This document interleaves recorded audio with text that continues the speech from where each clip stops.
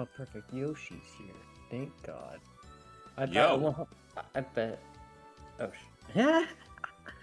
oh, hey, what's up? What's up? Welcome to GTR. I was gonna make a comment about who was sleeping in through bracket, but I'm not gonna make that comment now because now I'm on stream. Even though Kyobi just told me we're about to start the wonderful GTR, the Great Tuesday Rumble.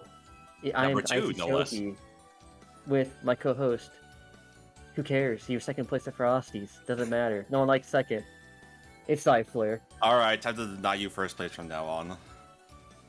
And didn't you say that about this Frosties? I didn't really try, let's be honest. Also, hello everyone. Hi, chat. Excuse me, damn. I cannot believe what I'm hearing. But you got the Kali trio with Kyobi on the stream production, and you got NorCal on the commentary. The best coast representing today to bring you all that juicy, Puyo, scrumptious knowledge. That's right. So, I mean, this GTR is even more stacked than the first one, isn't it? Yeah, it's at 25 players. Yeah, 25 players, and if you compare it to the first one, we now have, in addition to everyone else, DDR Dan, KZN, omegagon, and lots more other stronger players. Yeah. So difference here is that this is, I think, KZN's first appearance on PPT2. Like they've been entering the Champions events in Rising Puyo, but they just bought the game because the game is all the tournaments switching over to 2. So I'm curious how they will do because one, the speed difference is a thing. Granted, I don't think it's as big a deal as some other players like to believe, just because speed in Puyo changes from game to game anyways. For Chronicles into Champions into PPT into PPT2 all have different speeds. Right. But it obviously is an adjustment period, at least a little bit. So I'm wondering how much KZN has played on 2 to kind of adjust for that. I think given this caliber, it wouldn't take too much for them to adjust. Yeah. Personally, I mean, if you're a strong player, there might be some nuances, but I think when you're at that level, you can make the distinction pretty quickly. Also, real quick, really belated but well-deserved shoutouts to Mal for gifting 10 subs to the chat. Thank you very much for a generous donation. Oh, we're allowed to shout chat. I didn't go for it. I was gonna talk about the tournament, but it's fine. Yeah, but just want to make it. I want to give recognition to. I actually didn't have chat open, so I was like, "What the hell are you talking about?" No, it's just Mal being a homie. Mal is a homie. I miss Mal.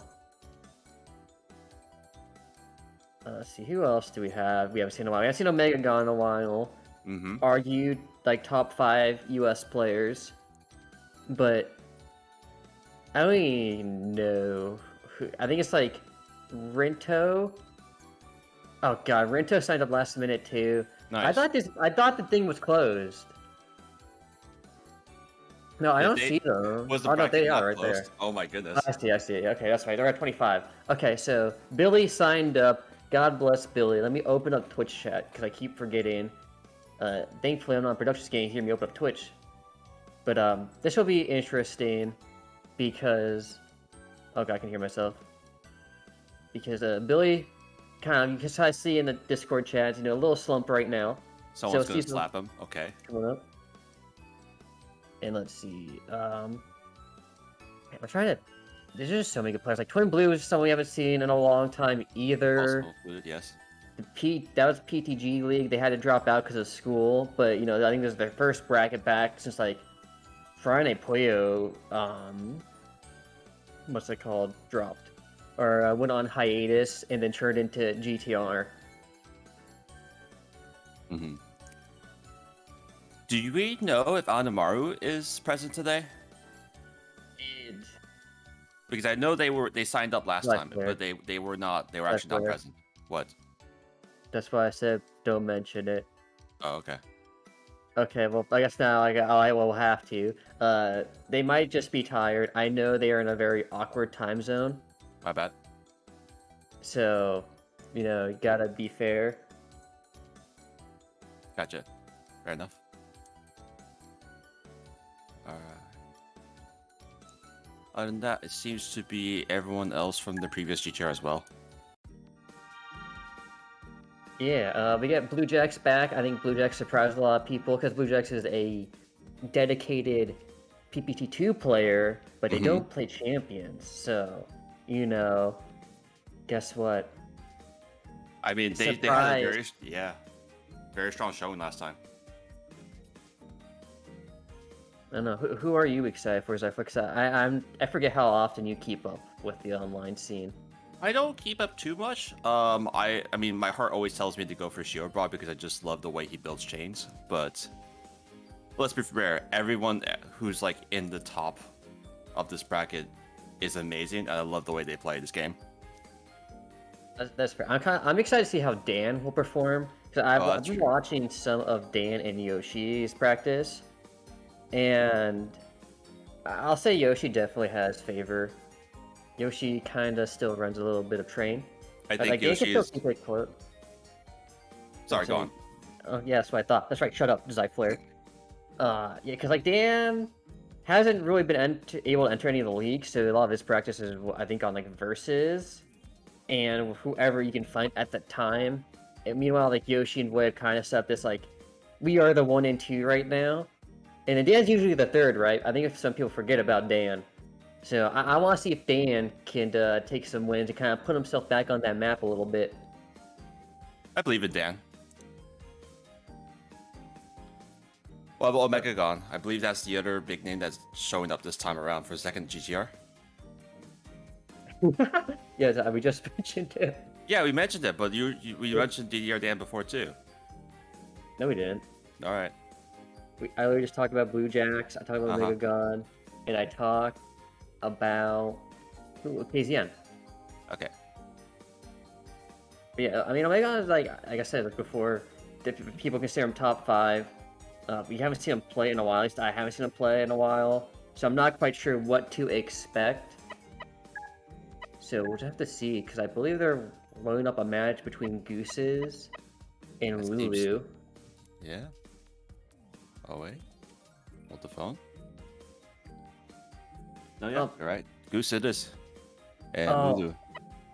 Yeah, I'm looking at the challenge bracket because we can see the Kyobi gameplay, but we don't see the overlays. So I gotta look at these fun facts. Okay, slug folding. That's something that Tony does. Did you know slug folding is a base, but it's also kind of tough because I feel like to build slug you have to build pretty well in advance. Absolutely. But for the trade-off, even though it's hard to build, you get more versatility and being able to trigger that same chain. True, because usually like your left side can either be powered into to clear, or it can go into 1-2. So you kind of get a bit more flexibility on your vertical build. Mm-hmm. And then Lulu's Canada, so Canada showing up feels good. The Echorin character dynamic is my lifeblood. I agree. That's the mood sometime. I just remember, the only thing I remember about PPT2 Ekolo is that he purposely loses a fight just to get attention from like Ringo. Yes, that did happen.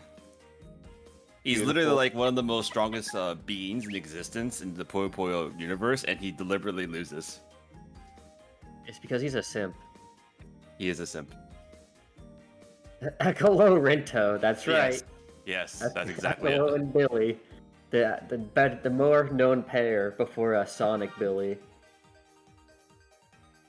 I believe in fate. All right.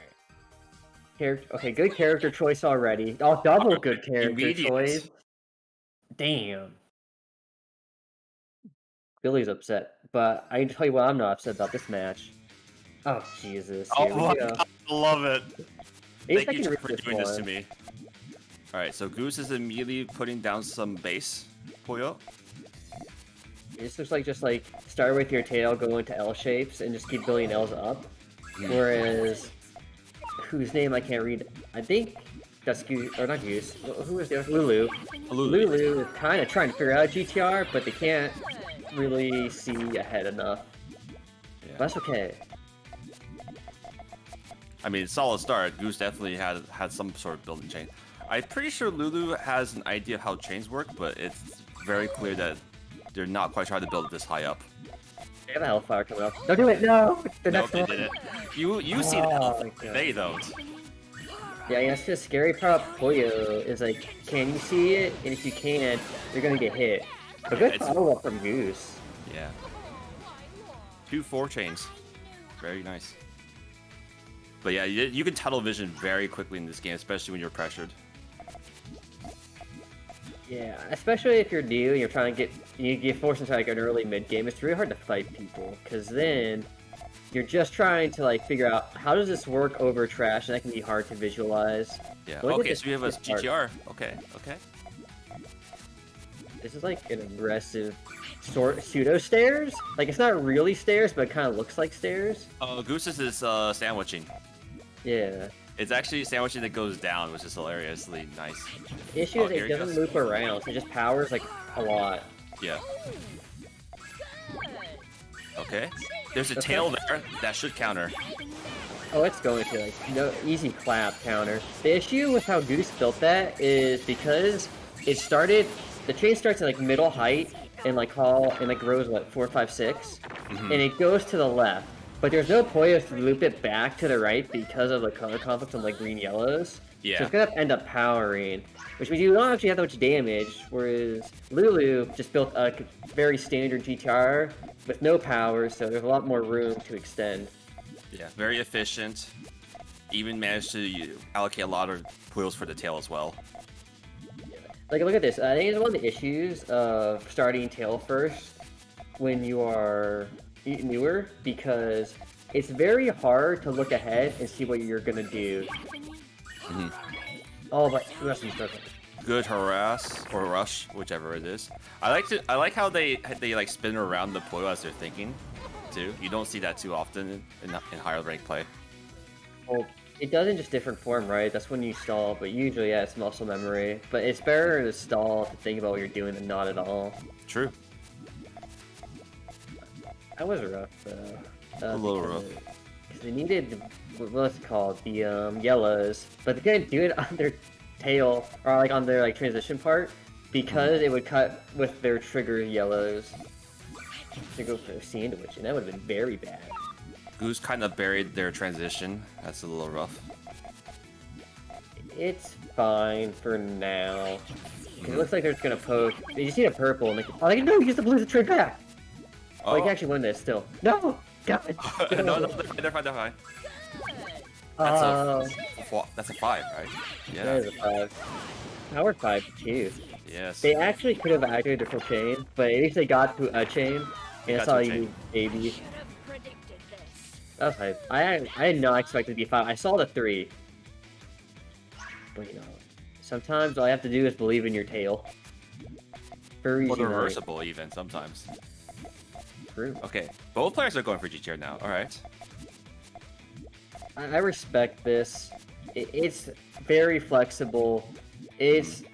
I wouldn't quite say easy, but it's easier than trying to build tail first. Right. I think Goose was trying to play around with a bit and not go for that form, but they definitely are doing what they know. Unfortunately, their base doesn't work. The reds are where the boost should be. So that's gonna cut when he does try to pop it. Not sure what they are going for. Yeah, I might have lost the foresight, but Lulu though. Oh no, they're gonna cut too! Yeah. I thought they were good too. I do that same mistake. It hurts. But the cut on what's it called? Goose is just worse. Because there's no way to link it afterwards. Because that misdrop requires you to clear like at least a 2 or 3, right? Right. No, that definitely requires some cleanup. All clear. Yeah. No one sees it. Oh god. No, they had it. They had it. No.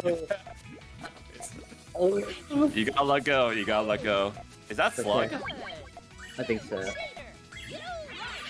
Yeah, okay, they have to pop it in reverse order because they're getting hit.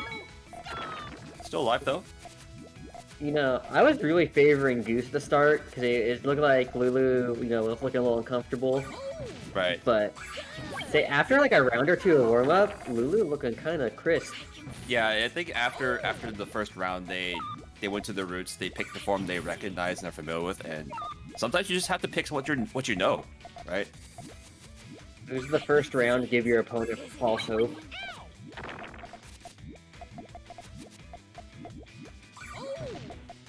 Alright, Well, let's see what we got. nice Oh, look at that trash dig. So efficient.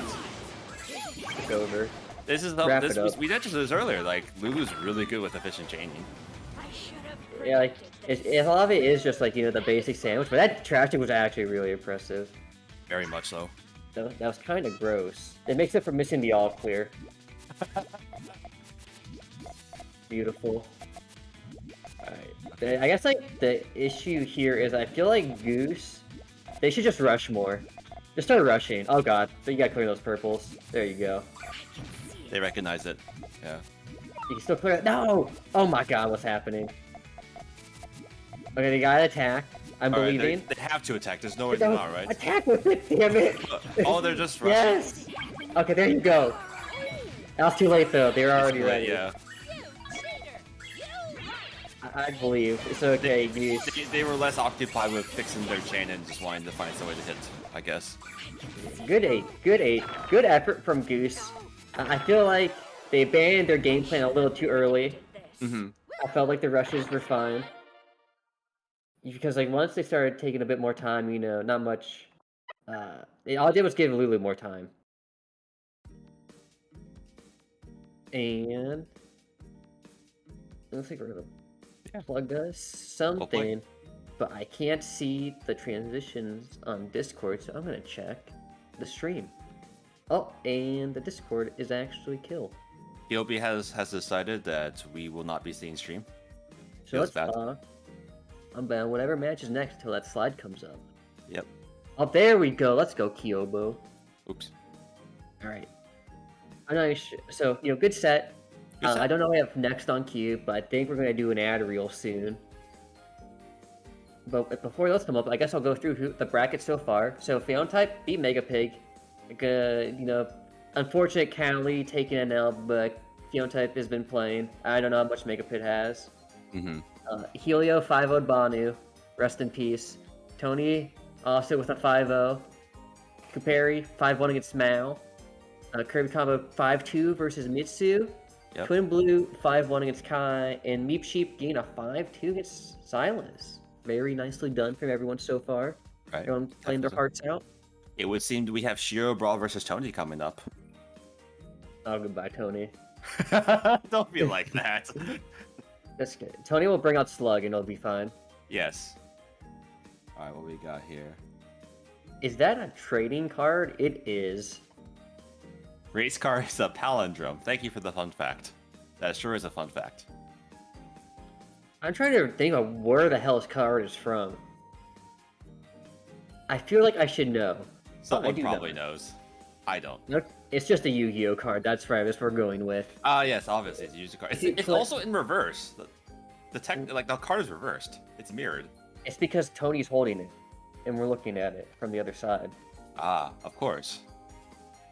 So when you think about it, if you play all 5 Puyos, right, you summon Puyo Zodia, and then you save your grandpa from Shadow Realm. I am told by chat that this card is infamous for being unusable. I mean, that's like half of Yu-Gi-Oh card, so it fits right in. So there you go. But then, I don't know about the card choice, but I respect it. Purple Puyo is a pretty good one. Purple's like the best color, so good choice. I agree, only just because out of all the 5 colors in Puyo, the purple hurts my eyes the least. I like the blue Puyo because it's sad. Fair enough then. I don't know why, I just like it because it's sad. Yeah, but to be perfectly honest, yellow and red hurt my eyes when I played Puyo for so long. Really? That's kind of interesting. I never have issues with the Puyo colors. It's just so bright. You gotta put on your gamer filter on your screen. Oh my god. Because I put my TV in like game mode, my laptop's in game mode, so I never have to worry about that. I'll have to consider that then. You like to do the 2000s Gremlin, where you have like all your lights off, you have your screen full brightness. You're like, oh, but it's time to play some video games. And then you wonder, like, why do my eyes hurt?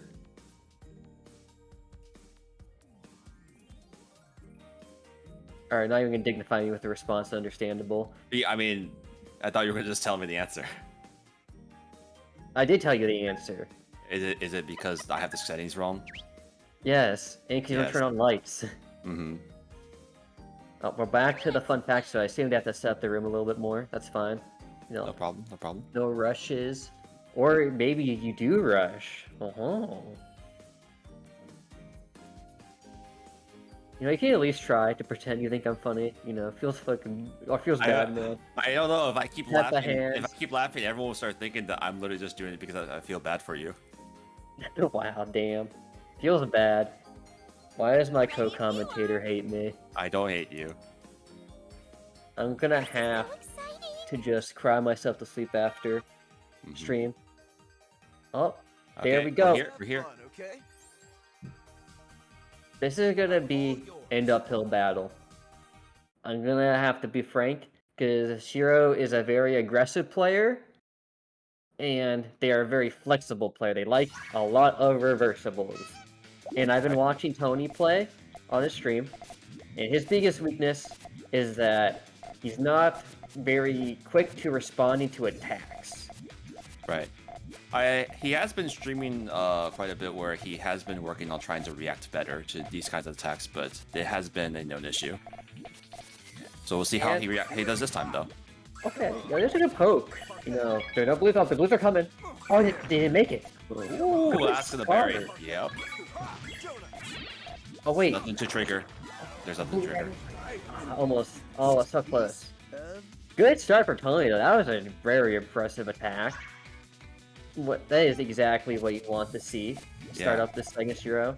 Yeah, he was piling up on the third column, and he realized that he could clean up and also put pressure at the same time. So good recognition.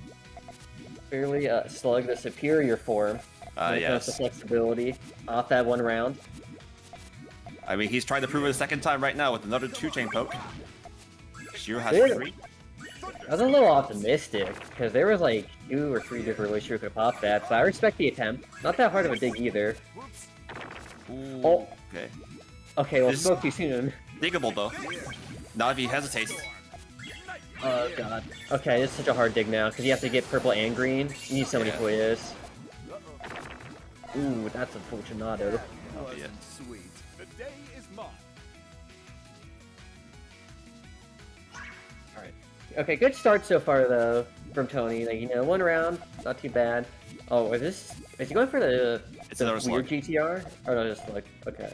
Yeah, this is just slug. When in doubt, just assume slug. It's probably correct. Fair? No. Ooh, how are you gonna get those purples to work, though? Yeah, that's a little... Okay, that's a cleanup. Nice. Yeah, but I feel like if Shiro had saw that, it would have been death. But, you know, sometimes you get a little, a little lucky. Yeah, the other issue is that it doesn't do much damage, so Shiro is stacking up with a lot of resources. There's no red, though, for Shiro. There's no red. That's weird, yeah. Shiro kind of getting caught with his pants down. Mm-hmm. You know, just like missing opportunities to attack. Oh, this is gonna potentially This will kill. If only just like 1 or 2 Puyos were able to clear out that column 3. Potential survival. Yeah, unfortunately, you only could clear on the right side. True. So still yeah, Tony's favorite right now. It is a really good start from Tony. Oh, different form. I don't think this is Slug. This is Submarine. Good. I love Submarine. It's such a good form. Submarine, oh, no, it does. Oh. I think but you know what? I mean, it's still worth it because it's only a rock. You can tank that, right? You're right. So, He's so not Shiro, actually dead.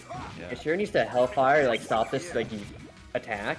So because now this is fine because Tony can't get as many resources on the board because there's nothing below the like first rock. Whereas look at how much space Shiro has. This is so hard to come back from. There's a ghost red chain on Tony's side, so that should help him live. It's not gonna be enough because it's still a 5. When you're in that position, Tony has to like attack first. You can't wait anymore. If you're only playing with half a board and Shiro has full. Definitely. Yeah, if you were able to pop his chain a little earlier and it was a power 4 instead of a power 3, he would have been fine, but alas. Okay. Slug versus GTR now? It's rough because it's one of those you just have to recognize, right? Like, you gotta pop it sooner rather than later. Absolutely. I mean, time is of the essence. You don't have board space. Ooh, okay, this is good from Tony. To put the blue on calm one. Yeah, there you go. Is it trigger? Yes, good. So good. But now you have to be kind of careful. Oh, you got it. It's fine. Okay, yeah. Oh, wait, he's extending off that? What a greed play, but you know what? That might work. It's gonna cause blues, though. Oh, maybe they're fine? No, it will cut. Oh, yeah, that's unfortunate, because you lose 2 links off of that now. So very greedy extend, because he could have popped that way earlier and still gotten the extend that he wanted. Shiro the power 10. That's not enough. Or I mean, that's more enough to kill. But yeah. Now this begs the question: if he had popped that chain earlier instead of going for an extra extension that was way too greedy, Shiro may not have had enough time to extend for that. I'm not sure. I think Shiro had plenty of time. Even if he didn't extend for it. Right? Yeah. Like, you don't know, right? So it's one of those things, like, if I had just not greeted, would have been better in the long term. It's one of those things you go back to, you have to decide, was this really the right play in the moment? We'll have to review that later. For now, similar situation to last time. Well, these chains are a little awkward, it's not very efficient. Okay. That's, I don't think that cut was intentional, but either way it worked out. I just assume it is if they do True. it. You're right. But this is kind of bad, because like, it's so hard to extend on these kind of situations. Because there's so much cut potential on Tony's side. Oh! Yeah, that's cutting everywhere. I get why that happened.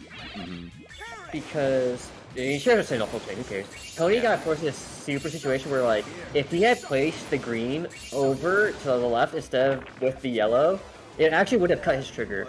But I think that's the better play, because then you don't blow up your tail and you can kind of just extend back and just turn it into, like, 5-chain harassment rather than just, like, losing your entire chain. No, definitely. It was a very, pick the lesser evil option at that point. It's lesser evil if it's just a good harassment, right? It's just, it's not, like, uncommon to see 5-chain attacks. Like, it's the current way you should be playing, according to, like, most pro players. Okay. That's a hard thing, especially like obviously like at the mid levels of play, because it feels pretty scary, right? To just like sacrifice a 5-chain worth of resources. Is he ready for that? I just might kill him. Yeah, he'll kill him. Yeah, he wasn't ready. It's because he was gonna lose like there was the potential to lose like the 1-6 after the first row hits, and then Tony had already attacked again, so he was gonna actually just die to the trash once it finished. Because he had to place and take it. That's an all clear? All clear? Yeah. Good recognition from both.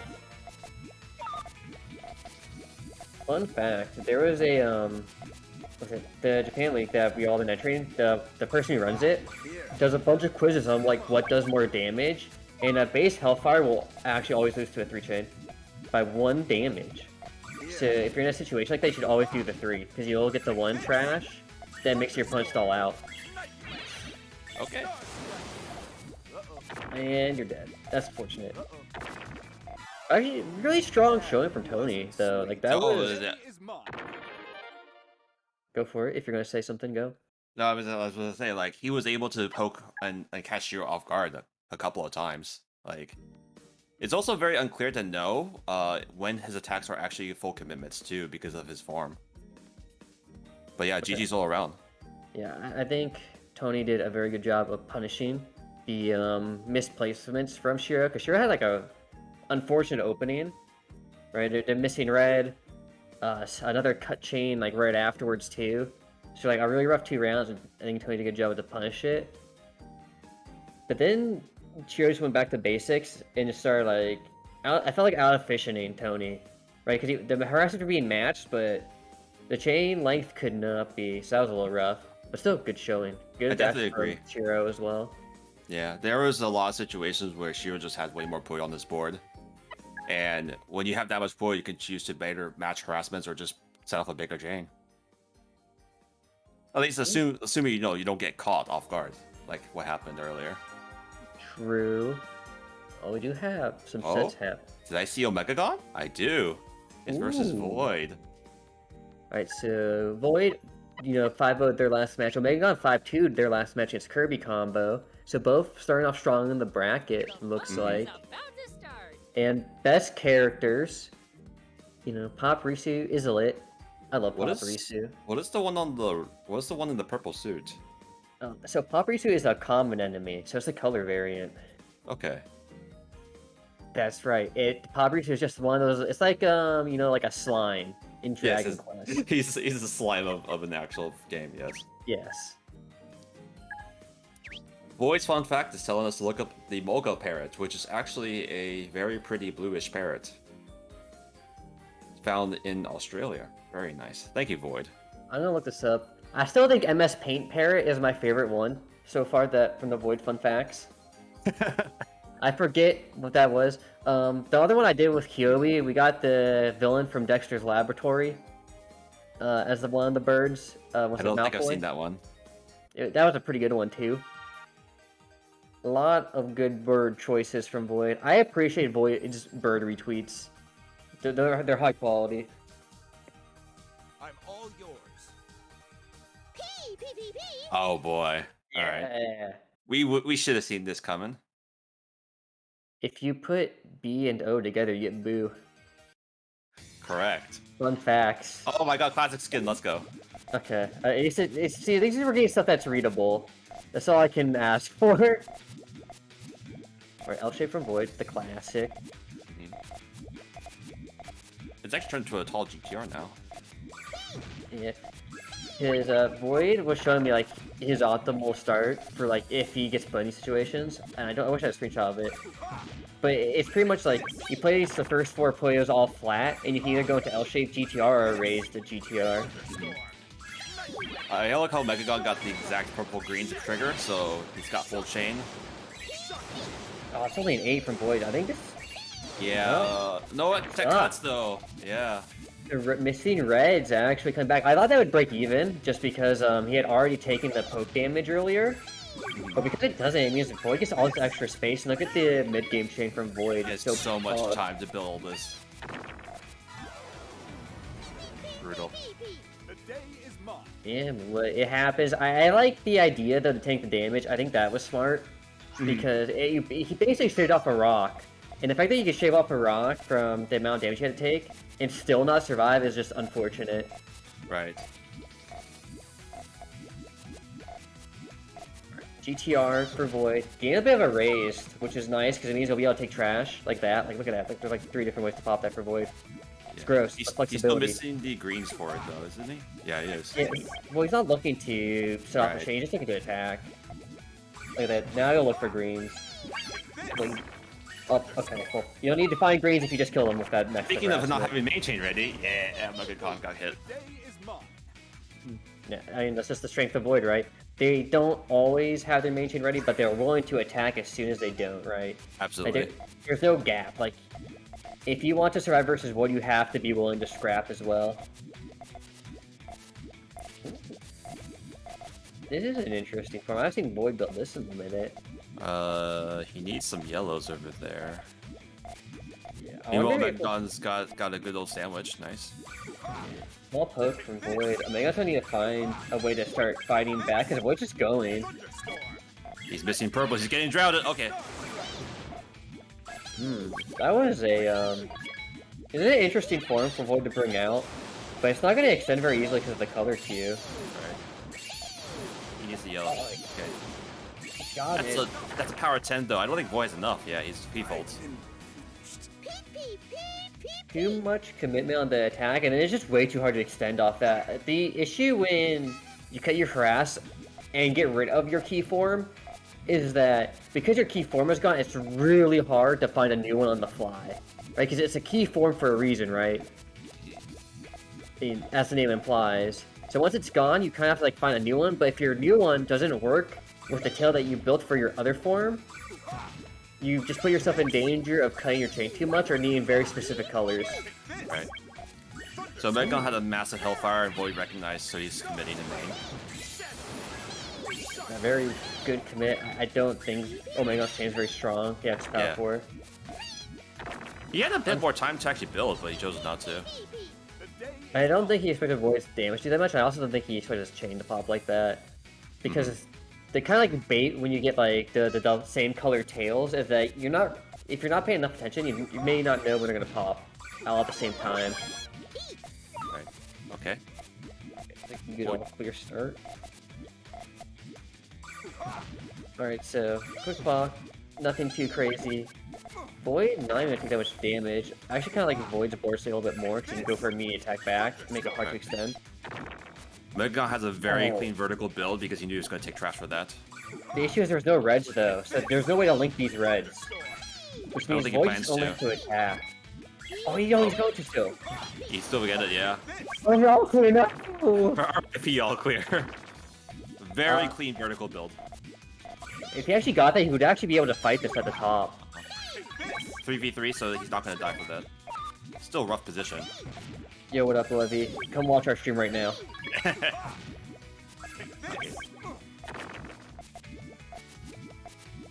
It's so nice to see Omega play again. They're playing so well. That dig was so good. It was a very, very good vertical build. Yeah, he recognized that he was going to take trash back in that exchange, so he was immediately building up Clown 1, and then he extended off of that. And found a way to connect to the red at the very bottom. Very cool. I'm pretty sure Void didn't expect the red link either, because it's why he committed so hard as soon as the column 1 was covered. Oh, I got the reveal, yeah. The yellow conflict, because, you know, there's a little mishap on the awareness. The yellows too, or like purples too, excuse me. Yeah. Okay, that I don't know what he was. I think that might have been intentional. Okay, no, he's good now. This will link. Oh, forced to commit. This... He has to, yeah. 3 lines was way too much. I find yellows though for omegagon. Oh god. No yellows! We're popping those purple! Okay, you still got time. Oh, you got the grilling too. So you should be fine. Power tail should be good. Yeah, this should definitely trade back. The question is, can Void find anything else in time? Like, T-Rox isn't the worst to work off. Oh my god, trade back? What? Okay, Hellfire respawn. I don't agree with that response. I feel like he should have just went in his head and just take the trash. I think it's fine because they would have covered his chain. He built too flat. Okay. I think it was still a survival because it was only like 1.5 lines. It wasn't like 3. Yeah, but it's the way it would cover, right? It's you if you sacrifice it, you lose your chain. You don't want to do that. Well, of course. Especially against Void, who will have space. It may take you too long to dig. Alright, here we go. 3 for 3 so far. Maybe not come back. Debut looking strong. Or redebut. Grand opening. Again. Oh, it's gonna cut the reds on Void. Just renovate it. It's all good. You know, he can't. He took a break. Void needs to fix this. This is really bad. He's probably gonna go for a harass. There he is. Okay, this is good. Oh, this is such a good harass. Let's go. Oh, good follow-up too. Yes. I would think where I was like, you have to find a harass quick because Omega notices that. If it just sets off full, it's gonna be really hard to re-extend that. I wonder if Omega had looked over at any point, they would have just gone because that red issue was super scary. I think it's because we were looking at him. It was fairly easy spot, but I'm pretty sure it's not the quickest thing to notice. The commentator so maybe, hindsight. yeah. I mean, we were looking both sides of the board, right, and trying to figure out how to build this. But who knows? Okay. Okay. Good attack because he was missing the red on 13th, so there's no way to activate his chain. Good follow-up harass. Oh god, what was that? I think. Okay, it's activatable, but he's still gonna take Ace of Rock, or not Rock, Throw. Okay, he's living. Okay, he's still not able to trigger. Never mind, I lied. Yeah, because he's just gonna sacrifice the tail. Well, maybe that's a lot of time to extend though. I don't know if there's enough on Void's side. That's not. Oh! Yeah, that's not a chain. Oh! Unfortunate. Very unfortunate. The day is mine. I see Kara in chat. What up, Kara? But good game, good set. That was a very impressive set. Yes. Very competitive. Yeah, I mean, I was a little surprised because we hadn't seen Omegagon in a while, so I wasn't quite sure what to expect because we've just seen so much Void. So you know, you got that recency bias.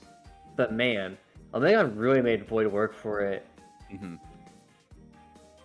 I think I personally would have liked to see Omegagon be slightly more aggressive in that set.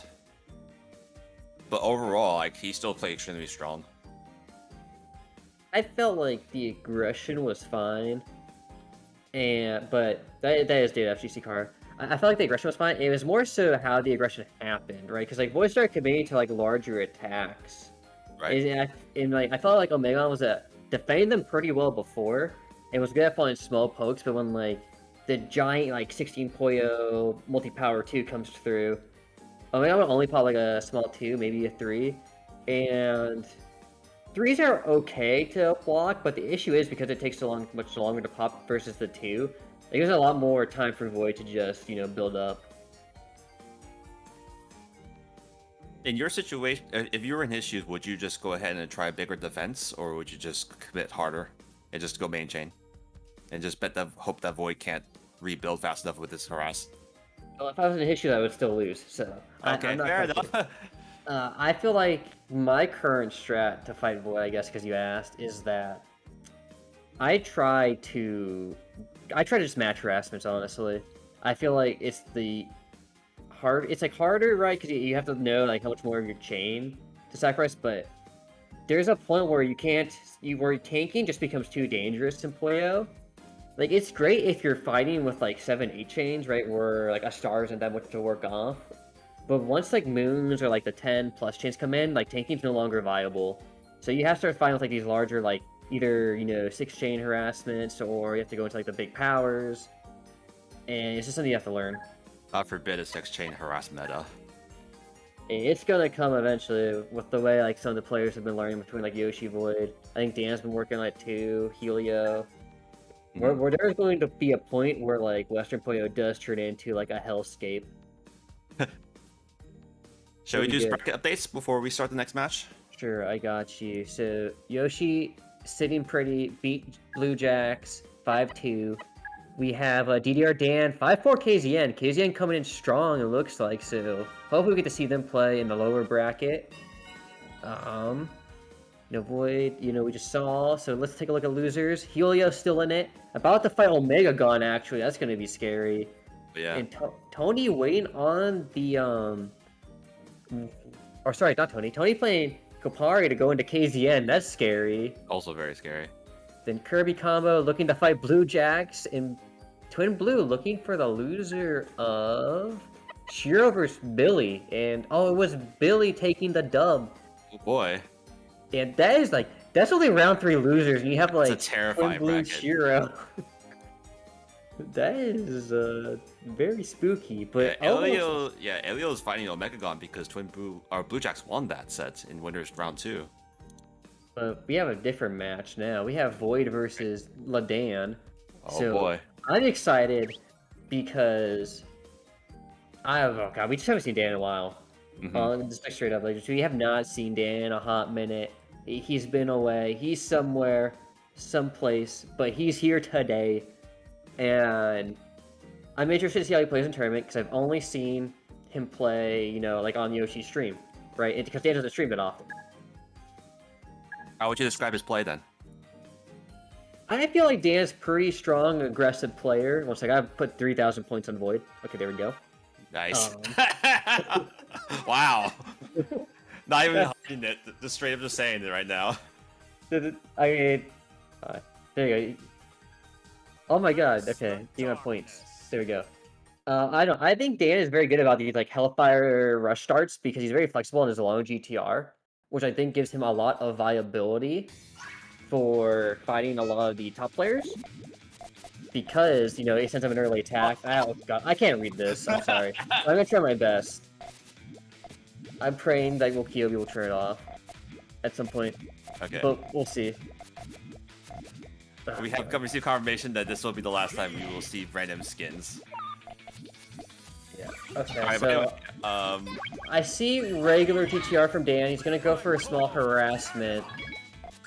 Yeah. I actually just can't read this. I'm sorry. I'll try my best. Dan did a double color for GTR, but it's not working. Yeah. Or is it? No, he's got it. No, he will, just barely. Yeah. Alright, so I guess we're just gonna waste your damage. I'm pretty sure it's gonna trade back, because I believe that is a star. And a star is not a lot of damage. Oh god, it's gonna be 11. Yep. Even with... man. It's like not enough. Not even close. Yeah, he built a pretty big tail at the end. Yeah. I have to remember to close chat sometimes because I've been looking at chat and I sometimes start commentating the stream feed and not like the actual Discord one. But we're good. Okay, good all clear. Okay, this is very flexible. This might go to another all clear if it gets another red. Very possible. Oh, God. Oh, snapped. This almost was an all clear, but yeah, both players went for Kuma stacking after the all clear, which is very flexible. But unfortunately, Dan got snapped with the one chain. Yeah, just dude, that was a good tag. Like when you get like the like an all clear pop into like the 5-chain follow up, it is so hard to defend that if you only pop an all clear and but then you just been covered, so you can't really defend it either. Right. And you just feel bad. Okay. Look how efficient this is on the voice side. Like, there's not a lot of ways to Puyo. There's so much length. It's gonna be really hard actually for him to fight. Oh, he's gonna go for it. Oh, he is. Oh, okay. Extension on Void side. Oh my, I could get it. Oh, He is gonna get it. He's messed up, man. Dan's so in danger. Look how behind Dan is. He on is the so far resources. behind this build, right? Yeah. Goodbye, Dan. It's gonna be hard. Oh god, he popped in on accident. No! Dan, not like this. Void just demonstrating to everyone that freaking Kuma stacking is busted.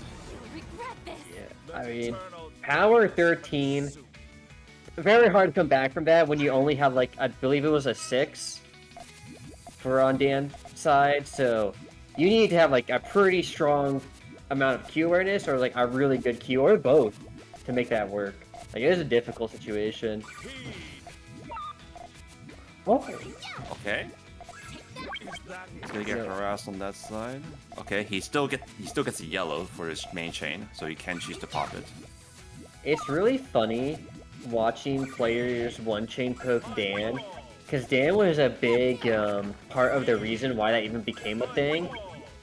Because Dan was all about popping one-chains at the start to mess with players and just like cut and make their build more complicated. But oh, really good dig from Dan. Oh my god.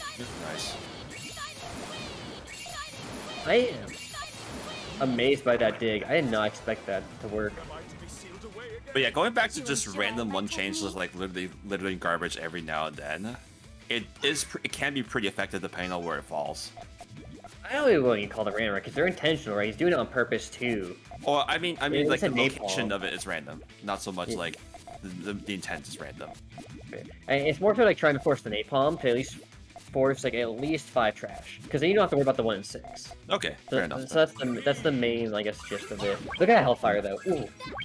That's a 4-chain response. Oh no! Wait. Yeah. Void's falling up right now. He cannot let Dan down. Yeah, Dan can get down. The main reason I find that so funny is because the reason Void did that immediate commit, because he thought he was going to commit more damage than one Puyo.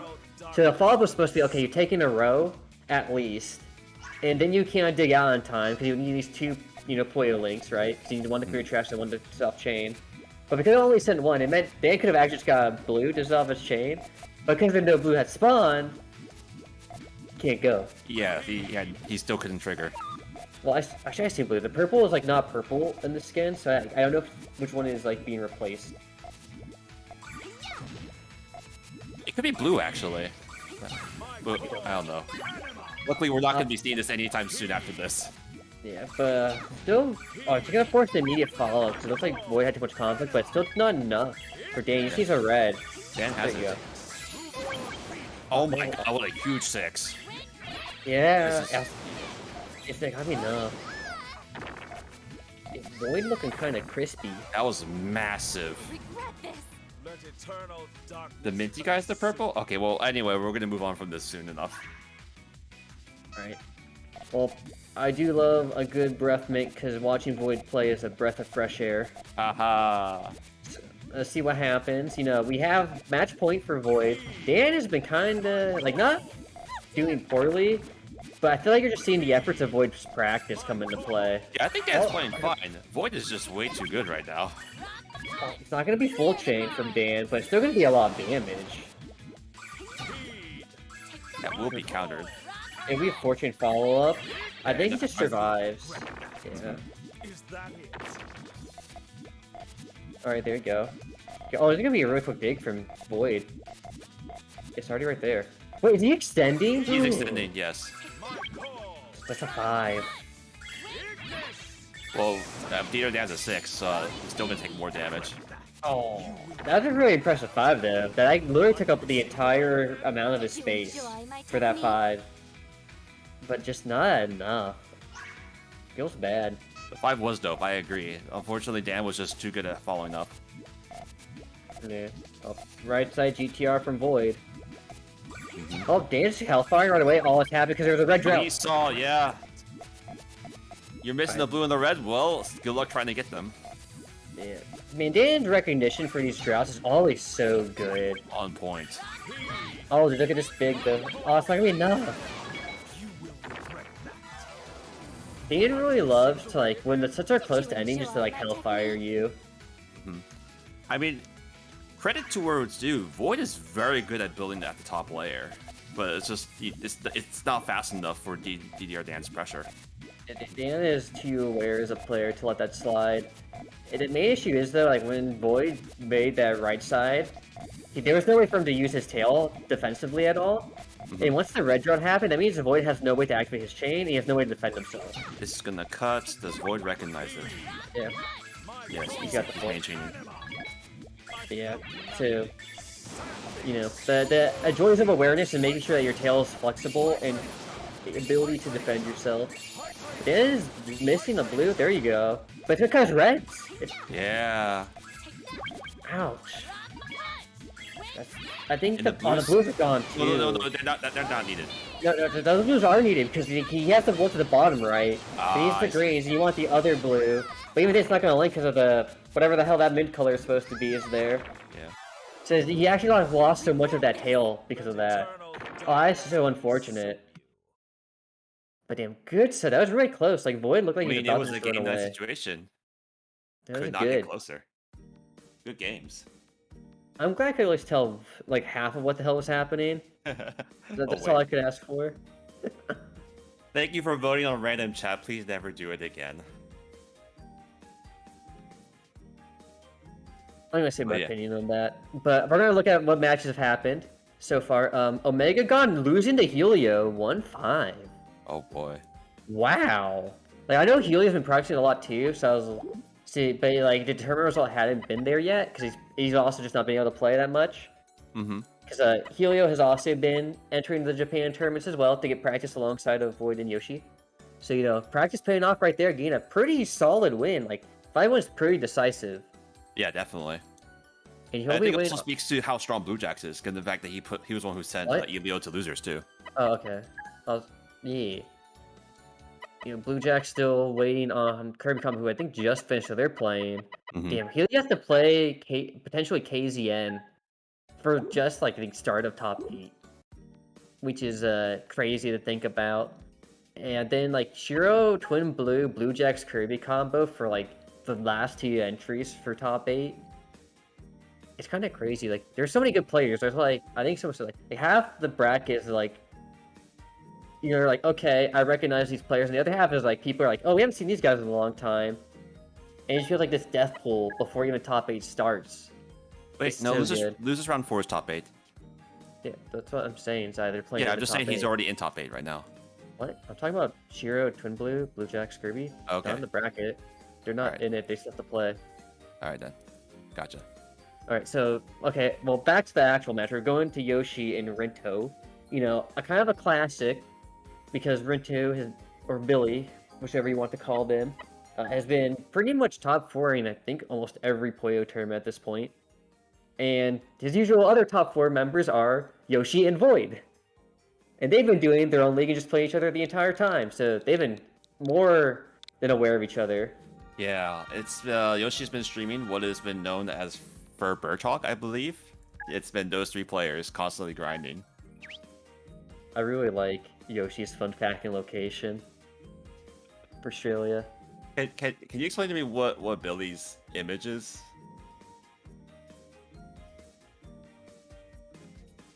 Ah. Nice. Nice. I'm impressed. I think it's beautiful. I feel like you should get that star whenever you lose in brag. I guess like you tried star. You get a backwards all clear star. Yes, I want one. But yeah, here we go. Billy versus everyone's favorite furry Yoshi. And Billy picks Sonic, which is basically like furry adjacent, so there you go. What do you mean? Okay, let's just move on. Oh man. Oh, we're getting the freestyle start from Hani, or Billy, or Rinto. I should call him Billy again. Yeah, just call him Billy.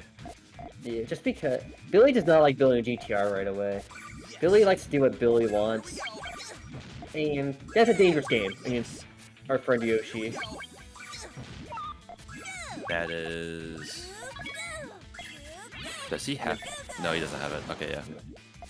So the issue here with freestyle, like even though Billy does have this chain, and he probably will survive. He's gonna counter even. Yeah. Oh, well, that's because I called 3 from Yoshi. Mm-hmm. But you kind of saw some of the dangers there from Billy with the freestyle is that, like, it does not transition to very large chains very easily, so it's very aggressive.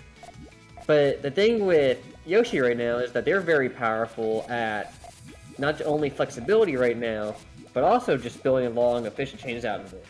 Right. So if you can get your freestyle to work early, then you need to make your, like, either go to you swap your freestyle to a more efficient form, or you have to keep fighting and just like poking until like you force that resource burn, which is pretty dangerous.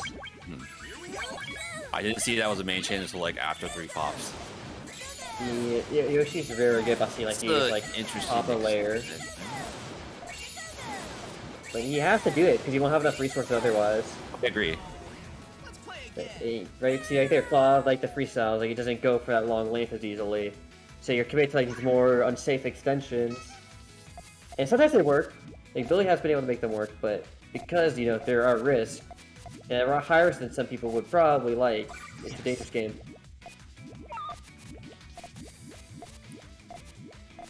I think the other thing to keep in mind is that when you're also doing freeform styles, you tend to also have more uneven builds, so you spend more time building chains because you have to split Puyo as well.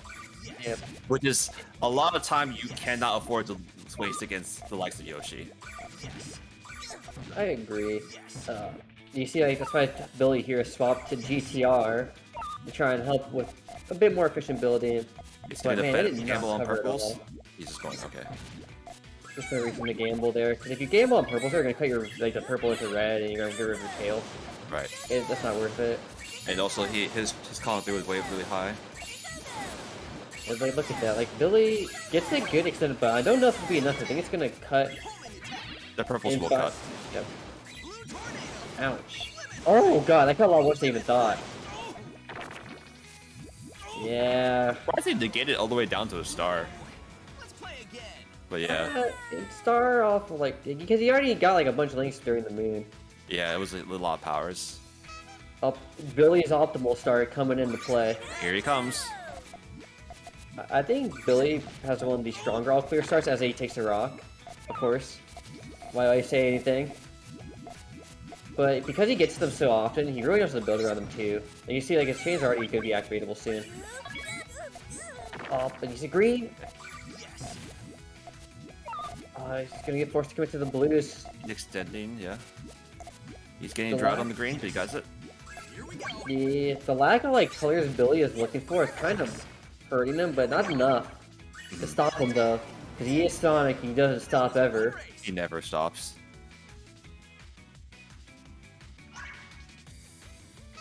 They're 2-2 so far, you know, pretty they're even. Wonder if Billy back to the freestyle. He'll probably all clear fish. He's trying for it. Yeah, I mean, good attempt to try because there was not enough purples in that queue to finish the tail for Yoshi. Ooh, I like this tail going on with Rinto. Yeah, Yoshi's been very good around trash. He's gonna power a lot later on, if Billy doesn't stop him soon. So Billy needs to find a way to attack without committing too much resource. But it's looking a little rough because Yoshi is just going. A good 3 attack. Yeah, Yoshi's negating, yes. I don't see how the rest of the chain resolves though. Yeah, this is a power 3. He lost it when his red. I believe it was the red. Either the red or the blue. It was like unable to. Yeah, I think it was reds too. He went for an attack, and then the attack didn't stick as much as he needed to, so he couldn't clear out his 1, 2, 3 rows or columns. Oh. I don't think he meant to drop it like that. I don't think he meant that too. I've done that enough times to feel like that wasn't intentional. He's gonna build a very flat tail. Yeah, he's trying to extend it, but it's gonna turn into an harassment. Okay, there you go. See, look at that. Beautiful. And now we're in Sullen. Look at that. It's fine. Never doubt. Never doubt the man. Okay, it's full chain from Billy though. So we'll see what Yoshi looks for. Like he's almost there. He just needs a few more yellows. He threw away one. Oh, he had to use that yellow over there. And he there. Because he needed yellows for trigger. He needed yellows to get to the transition, and then yellows to set off. Yeah, he had to toss the extra one for the transition. Yeah, I was questioning for a second, but yeah, he did need that one. I'm sure it'll be fine, but Billy looking strong right now. You know, Billy's aggression always beautiful to see. I think Billy's probably the most aggressive player out of like the top half. Oh no, it's not gonna. As indicated by a really massive 5 chain, yes. I don't know if that'd be like enough to kill, but Yoshi's surge survived. No, Yoshi's countering even. I mean, that's what I'm saying. Like, I don't know if it's enough to kill, but it was. Right, because I wasn't sure, because I said he would survive, right? But not enough to kill, because only a rock. If Brinto had, what's it called? A little bit nicer color key, you could have actually potentially survived that as well. Because rock is not that hard to defend, or like, you know, shave off. Alright, rush. Wow. That's gonna work too. Yeah, I got 3. It's just too. That would hit so much even just for 3 like power. Damn, he's dead. Yeah, because Yoshi had a harass of him on his own side over there on the left side, but it was nowhere near the size of Rinto's. Like, he definitely hard committed that harass. Yeah. So there you have it, 5-3 over Yoshi. Like, after all the match, you know, there's that thing where you like, if you play someone else enough times, like it starts feeling less of like a general skill and just more of a player matchup. I felt like I saw some of that in that set. Oh, it's totally a player matchup. They have played so much recently that it's hard not to see it as a player matchup. They've been doing all those like first to 30s on each other's streams. I think it's like almost every other day. So once you get used to people, if you're gonna, you know, stop, I guess, playing, you know, the meta, you're gonna start playing your twos' meta. Yep. But I believe now we're gonna have a good old ad reel. Yep. Soon we'll enough. see you soon. Alright, GTR, hey, that's us. That's happening right now. You know what that means? We're gonna plug for the next one, which is 2 weeks from now, every other Tuesday, 6 p.m. Pacific, 9 p.m. EST. You know, you should get in on the hype, you know, the fun, because these are some pretty sizable brackets. Like, both GTRs have been over 20 people. The first one having 21, and now this one having 25. So, you know, there's a lot of Puyo to play, there's a lot of Puyo to watch. Shouts to Kiyobi for streaming, and shouts to Zan for organizing.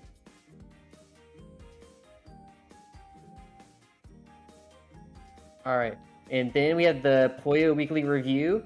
You know, Kiyobi stream, Thursday, Saturdays at 4 p.m. He reviews tournaments, he reviews replays from that people submit from NetPlay. A lot of good information.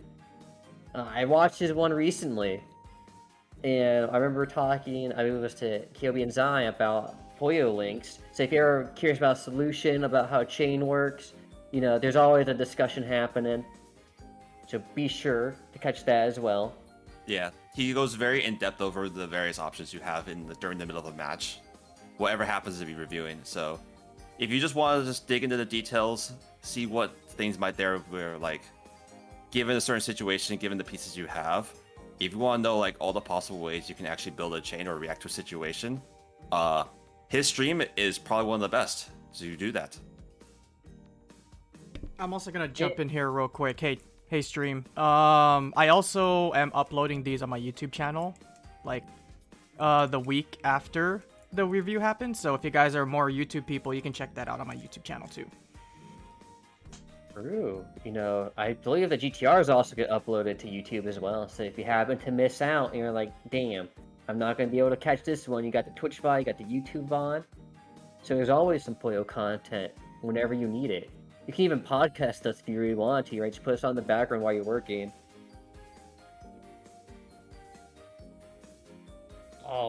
And then Square One. Oh, I'm excited for this one. I have been hyping up Cabo the entire time. So you don't know what Square One is, you live under a rock. It's the Tetris Championship on Tetris Effect Connected. It's an invitational. The pools are starting in only a few days. You got like 3 days. And they just did the pool. So what's it called? Like the little rotating randomizer. You got 8 groups of 4. I believe it's double round robin. Into top 16. Which I believe is the final stage on February 25th, 26. So a lot of exciting stuff. You should check out Square One TV. You got people like Kazu, you got Wumbo, you got Kambu, who I just mentioned, Blink. I believe OSW, kind of popping off like crazy as well as in there. You got Doremi. If anyone's been watching the Bankai League, there's already been a bunch of crazy sets, and Square One is going to be all that times more. Like, let's see, yeah, you know, OSW just beat Doremi in Bankai League, so you never know what can happen. Maybe OSW takes some bigger names. Maybe OSW beats Kazu. There's always gonna be some, you know, bloodshed at this event. It's gonna, you know, I don't even know what to say anymore. Oh my god, it's just all the thousands of bodies just piled up, and there can only be one winner. And it's Kabu. Yeah, of course. It's only Kabu. Immediate right there at the end. I see you. But yeah. Top Tetris play non-stop at Square1.tv. Coming in 3 days. Yeah. I'm so excited for this.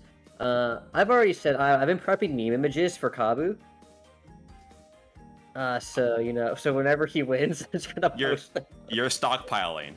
I am gonna stockpile. I got some ideas. We gotta find the images and like save them. Good lord. It's a world championship. You better believe I'm gonna represent Cali however I can. Fair enough.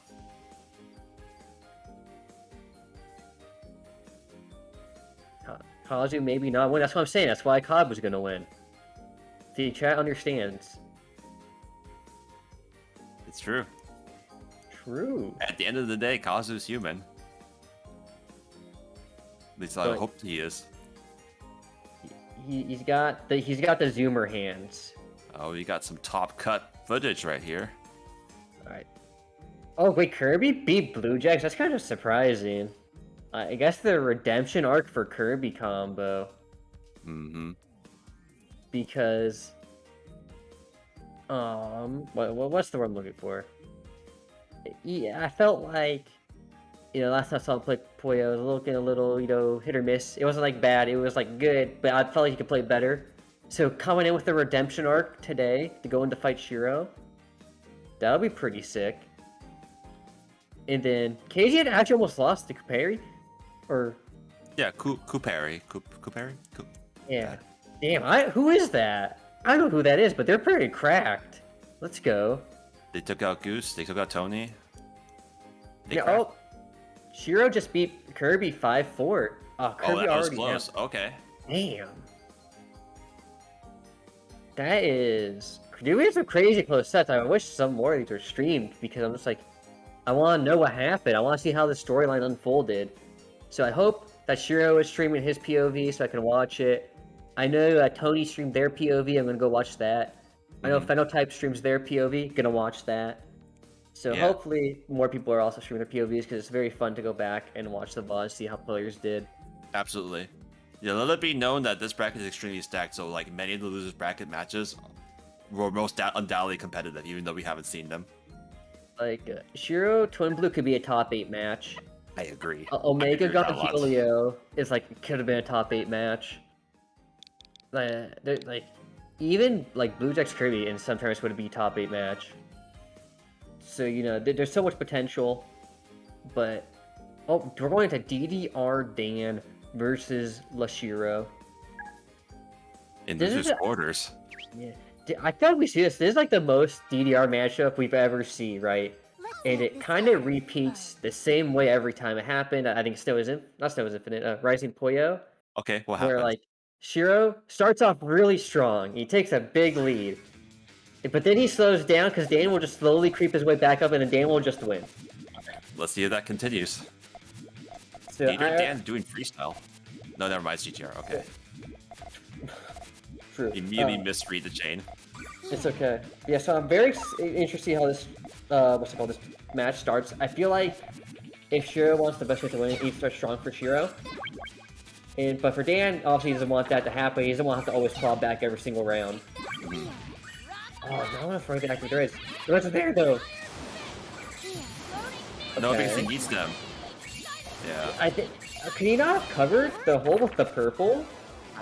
No, I don't think so. I think there's a conflict there, too. Did you enjoy my technique? Well, unfortunate start, but good start for your Dan. You'll take those. Oh, you'll take that straight to the bank. Because Dan has always been very strong, but sometimes a slow start, so to see Dan start strong is always pretty nice. Hold on. What? What? Oh, sorry, I just saw a solo GTR and I had to mention it. Okay, well... Alright, that's all. Okay, it's fine. Well, we're going back to the match. Very efficient chain from Shiro. Like, both of them have pretty efficient chains, but they're trying to find what to activate. Woo! Shiro almost dead. I don't know if he gets to the purples, though. I don't... No, he's fine. He just needs the purple now, right? That's right. He's gonna get it. He went for it, yeah. Power 8. Oh, this is so much bigger. I'm pretty sure this does not cut for Shiro's end. So he should be okay. Oh, it's not because the blue... Oh, it does there, yeah. That's so unfortunate. If that had worked, there's still like 4 more links on that chain. Way more, yeah. Oh, I'm pretty sure... Yeah, that was supposed to dive under. That chain was supposed to go... Yeah. It's blue, yellow, it's like the red greens. But 2-0 start for Dan. They're both throwing out the all clear, fair enough. I don't know how Shiro took 2 damage from that. Oh, it's not all clear! Oh, man. Oh! The yellows are coming, though.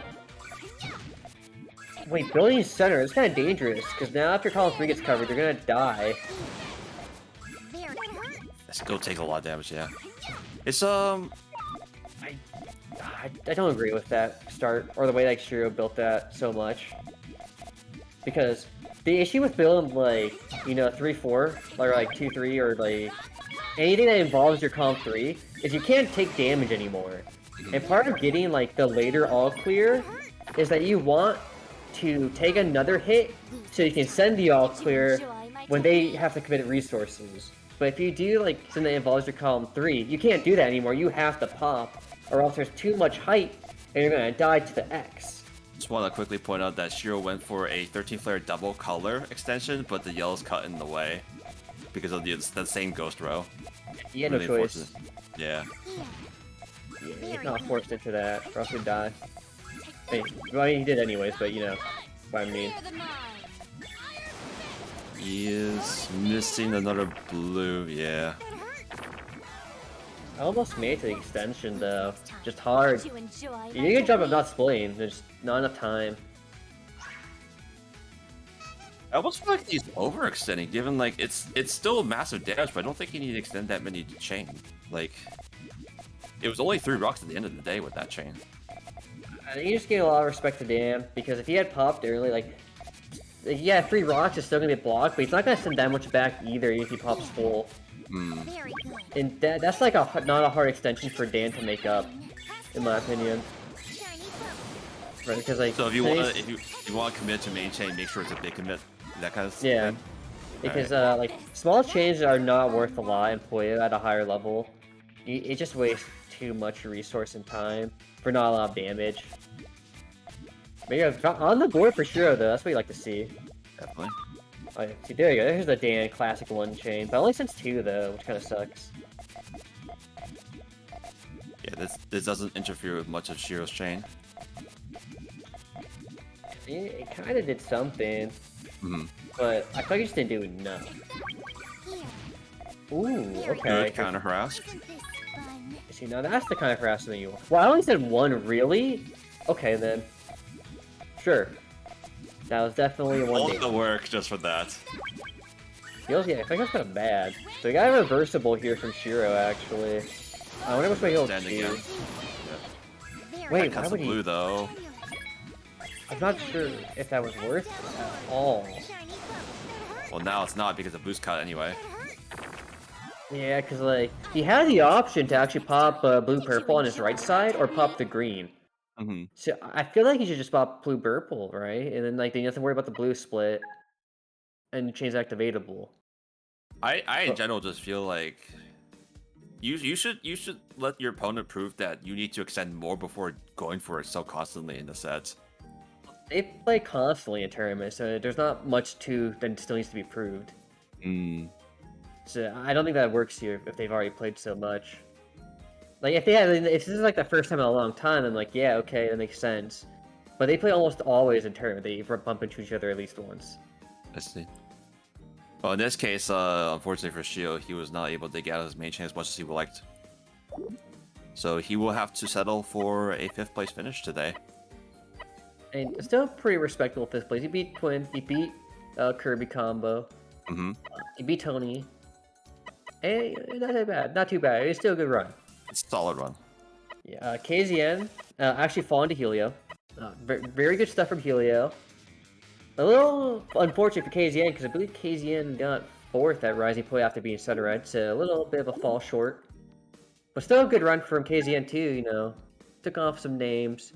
Got a very close set versus DDN and Helio, forced them to match point for both of them.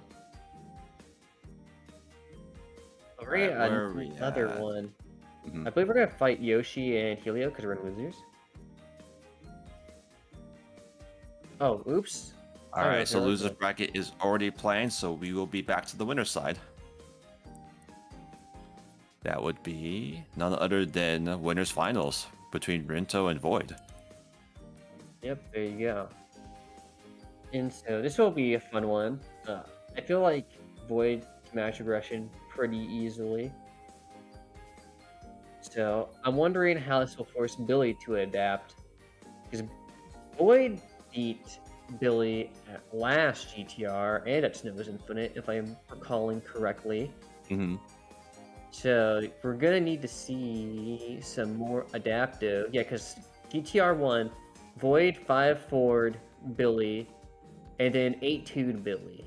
Right. And then Snow versus Snow's Infinite had them at Grands as well. Yeah, where Billy won the first set, but then Void won 12-8 and then 12-11. So Void kind of having Billy's number here for a little bit. So we're going to have to see how Billy can find the adaptation. I say the all clear sign has been fixed. Yeah. Now you can see all in CL, which means that CL is the next DLC character. That's right.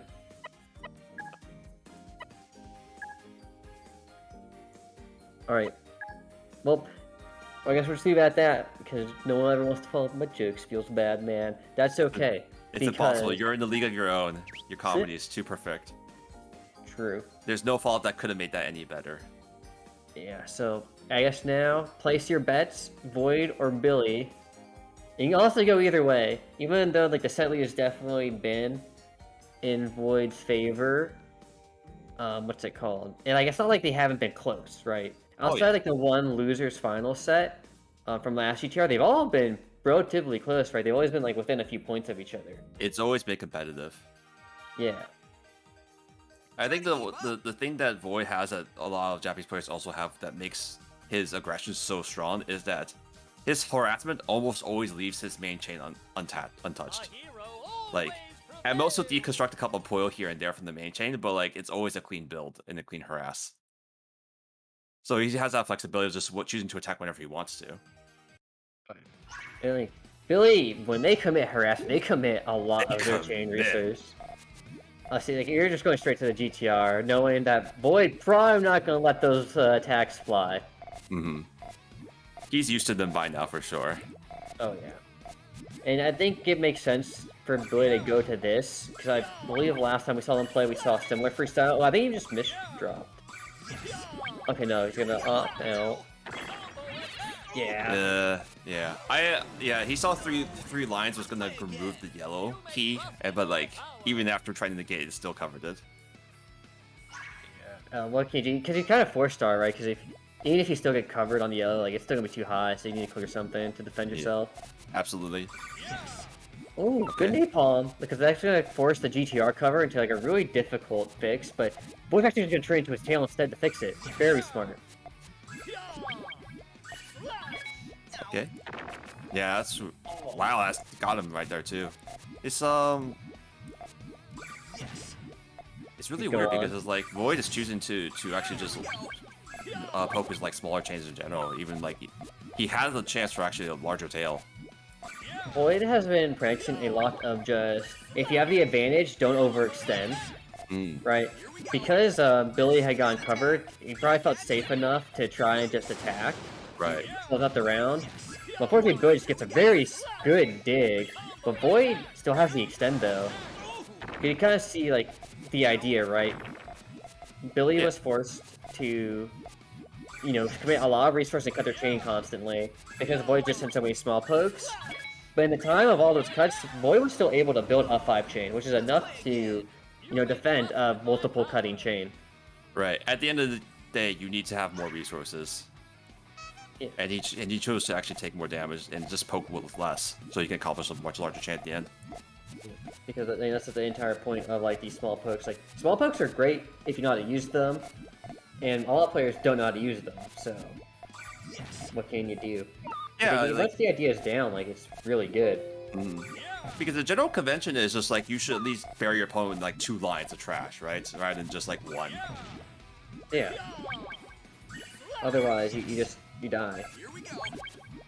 Right. I feel like some people fall into the trap. Like, one is full chain from Billy, first of all. So good luck. But I think the trap on like small harassments is that people do it like without watching the confirm, right? Whereas like Void is clearly watching. And some people just like, you know, go for a few small harasses and just commit full chain without even seeing how much damage they've actually done. Right.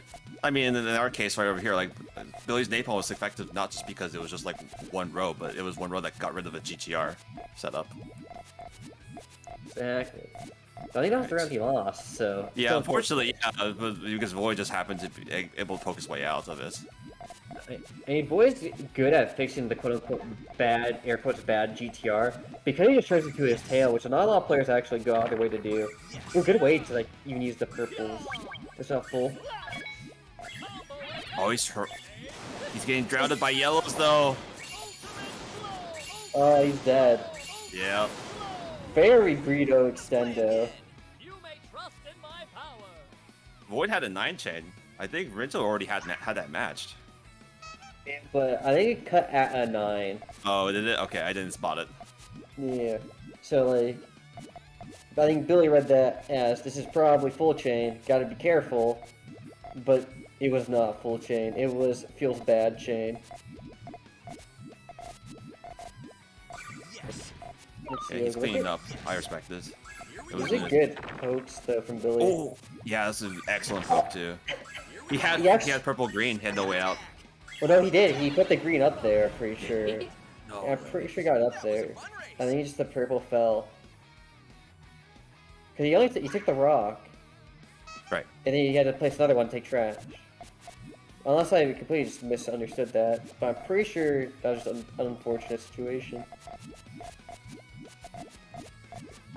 Back to the right side for Void. See, I like how these all yellow shapes Void does on his right side like this. Because he always turns into attacks, right? Whether it's the yellow green you saw right there, or the red's right there, it's a green. There's always multiple ways to defend himself. Or multiple ways to attack even, yes. Yes, look at that too. Right, it All extended, but it's also defense. Oh, it's still covering. Oh, good confirmation. I would say confirmation, but he was already committing to his main chain, so I don't know if he was actually confirming. I am surprised Billy got to his full chain because he took like all the damage. So Yeah, he took 4 lines, but he dug it pretty well. Billy's like survival game looking a lot cleaner. Maybe this is the adaptation from all those other tournament sets. It's just, hey, if I'm gonna take a lot of damage, just be able to dig. Take the harass smack back, I guess. Yeah. Oh no, all clear. Yeah, he was going for it. Okay, but this is actually some pretty neat trash. It's not too bad. Yeah, the issue is it's still a rock, a space completely gone. Void has full, board. He's not choosing to use it though. He's just trying to rush. I mean, I think it's fine to rush when you have advantage, because right, you have advantage. Like, dude, there is no way Billy is gonna pull off 5 already taking out a rock, right? Or if he does pull off 5, it's just gonna match your 5. I agree with that. It's just that with the full board, it's like you have the more potential to actually like build a larger chain. He just chose to actually supply more pressure. But yeah. Because again, there's like no reason not to just poke him out and go for the win, because there's no board. So why go waste the time and instead just going for the kill? Because like even if Billy does use his resource and it doesn't directly kill, right? He's still gonna take more trash. He's still gonna be at disadvantage. And you still put on the pressure, like, dude, there's no, like, real, I guess, what you want to call it, like, there's no real risk to doing it. This is harass setup. Oh, Void's committing. Oh no, he's yeah. Oh, I was gonna offer it? That all appears too. Unfortunate. I mean, Well, we at least we're in finals, so Rinto does have more life in him. True. He got hit just hard enough that he couldn't counter harass either too, because he had what set up ready. And he sent it 2, but yeah, not enough. It's gonna be tough, because I think Billy's flexibility is super good. The issue is it's just not flexible enough, right? Like, there's very clearly like usually only one way for Billy to pop this chain, whereas Void has multiple. Oh god, I don't think Void meant for that though. Yeah, cuts a lot, but it might still win. Yeah, It was still will. actually calculated. Mm-hmm. They had an elf in there. That would have been nice. Alright, I believe we're at, I don't even remember what finals our first 2. I believe it's first 8. Okay, this first 8. Yes, it should be first 8, yes. Mm-hmm. Is a yes. Yes, More. Look at that. Dude, I love L-shape. Wood makes me like L-shape. And it's like race ETR. Oh, look at the poke though. Good 3. Forces out Billy to commit to main. And this honestly is not that hard to extend off of for Void because of how it's built. I probably saw the cut too, so he's going to go for it now. Yeah, looking pretty nice, you know, it's the first round 7. Oh no. Oh god, I don't know if it's gonna be enough. It's gonna be close. He's not really missing much, he still gets the purple-red activation. Power. Oh my god. Also only rock though. Okay, we are in full mid-game territory now. Oh fire, yeah, just pillar. Good. A good pillar. He's gonna get 2 back, but Billy has another 3. Oh wait, he's not gonna use it. Uh-oh. He's fine. He can extend off this if he chose to. Yeah, he's choosing to extend off this. Void's easy, he's trying to extend 2. But he can't get another round of 13. Ooh, okay, I like this. Good 4. Boy has his own 4, so he will live. It's such a good trash. I think a lot of players get baited into like trash builds by like not building that kind of L shape, but Void's so good at recognizing it. That should bury, yeah. Rinto had a good power 3 there. Okay, so he's keeping it alive.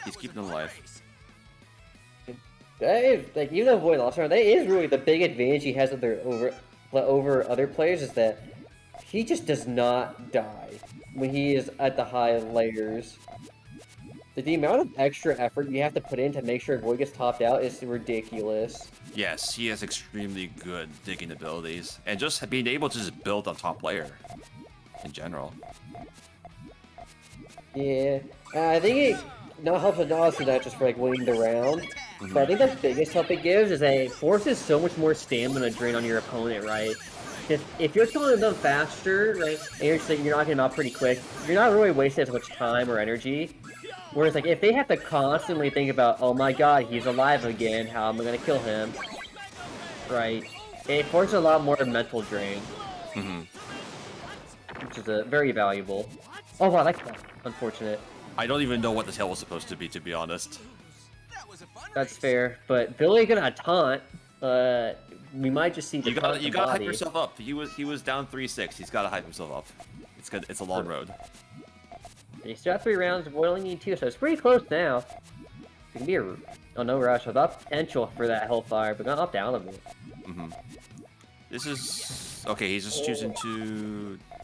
It's an extended GTR. Yeah, I mean, the Napalm actually covered Void's purples, forcing him to now have to like clear out some stuff, which gave Billy time to extend himself. But he's going for like this like Devil Tower extend, which is very risky because it doesn't extend very easily. Yeah, he has to cut here. Oh, powers that way? Okay. They both powered, but Void powered on the 6, or sorry, on the 7 instead of the 6 like Billy did, meaning that he was always gonna out damage. Yeah, it's kind of like the hard part about like these kind of like Devil Towerish builds. It's because they power so much at the end, you need a long extension on your keyform for it to do like reasonable amounts of damage. Yep. So here we are, match point then. Oh, the rush is he getting DDR Danned? He is. Yeah. Buried it. Taking a page out of Dan's book right He there. was actually one piece away from digging again, too. Yeah, but it doesn't matter, right? It doesn't matter. Void has more pressure on top of that, yeah. Yeah, like, I always hate that, like, oh, he's one piece away. Like, yeah, he's one piece away because Void made him one piece away. Right? Like, Void saw that he covered, he went for the immediate attack. Yeah, it's like, yeah, it's unfortunate that Billy couldn't get the piece, but, like, that's just good awareness from Void to Drake frame trap. No, absolutely, I agree with you. I think the fact that he's able to aggressively push where like Billy literally has like 3 pieces to work with every single time, it just speaks to how much like ability he has to just pressure very quickly. But I will say though, it does suck when you're in this situation where you are trying to survive off the top, and you do have enough pieces to actually, you won't dig your way down, but you'll at least like be able to survive to hopefully get to your main chain. But you die because you got locked in. That feeling does suck. Yeah, I feel like Billy needs to sit down and rethink his game plan. Because we kind of seen this game plan now for about 6 seconds. It's worked once at Snow's Infinite Winners. He lost the losers. He lost the Grand Finals resets. Then he got knocked to losers twice, and it's just like, I don't know. I think we got hit new forms, new key forms. I'll explain more later, but we're gonna get into this set right away. With Yoshi and Dan. Loser semis, I believe, right? Okay. Yeah. There's another set I really want to see because we haven't. Because like I want to see how Dan fares against Tournament Yoshi.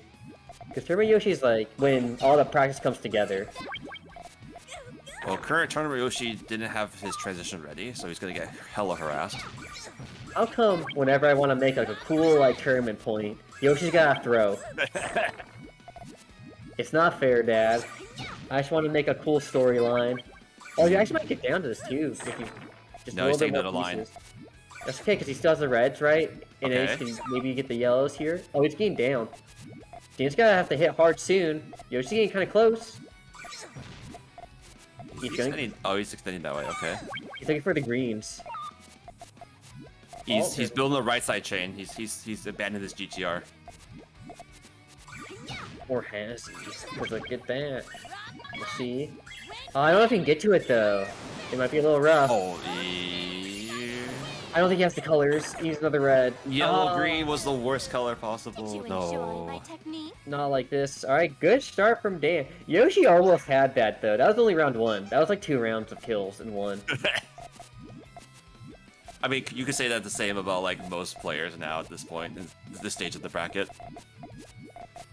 Yeah, they're at the top, but are they really dead?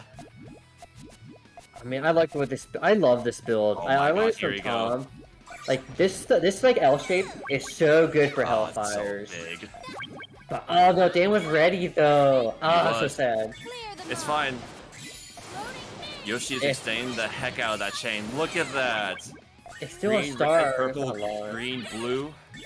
Oh, actually, yeah, you're right. That might not be enough. It's barely gonna survive, but it's still a 4 follow-up. Yep.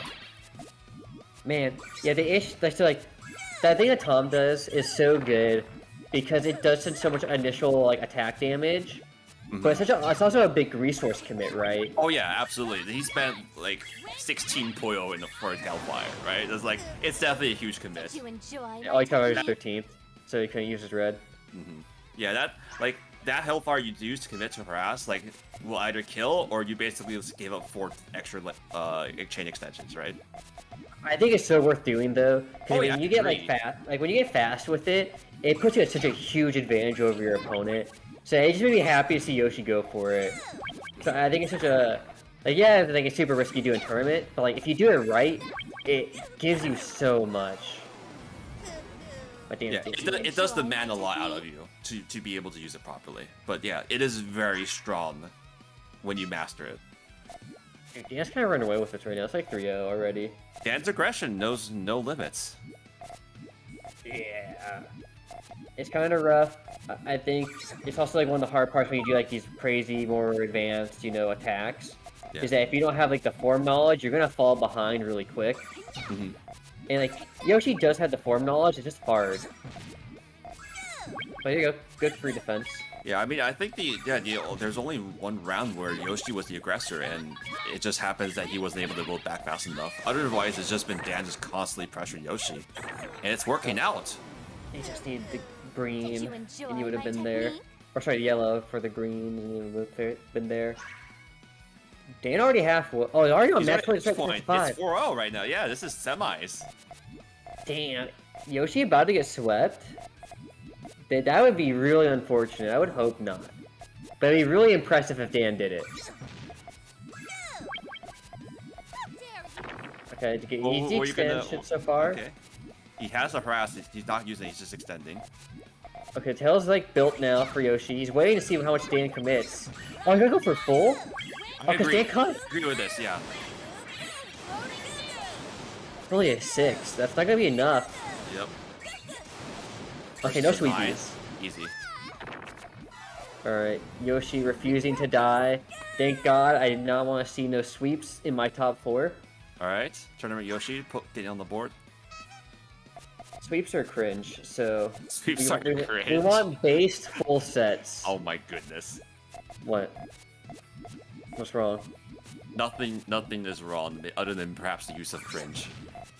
You're cringe. But Alright, tell you, then. the set's not cringe though. Let's see how Right. Yoshi adapts. We got quick attack coming through. Almost full chain. He's got a good like multi-hit. Dan is harassing. Yoshi recognizes it. Oh, Yoshi has to commit to this. Oh, that's Yeah. kind of rough. Oh wow, That's that was actually a 4. Oh, he did it. He got it. No.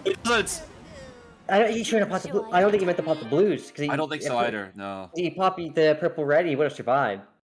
Oh, that's so Yeah, unfortunate. He had trigger. He definitely had trigger, but the blues got in the way. That's a rip. That feels a bad moment because I'm pretty sure like that would have been full chain and like of course like Dan could always extend and maybe beat it still. Yeah, but he at least would not be dead right then and there. Yeah, right? like he would not be. Yeah. God, In the damn chat it, for our no. boy Yoshi, but good stuff to Dan. The potential for at least like another 3 rounds was there. But good stuff from Dan. It's been a while since I feel like we haven't seen Yoshi in top 2.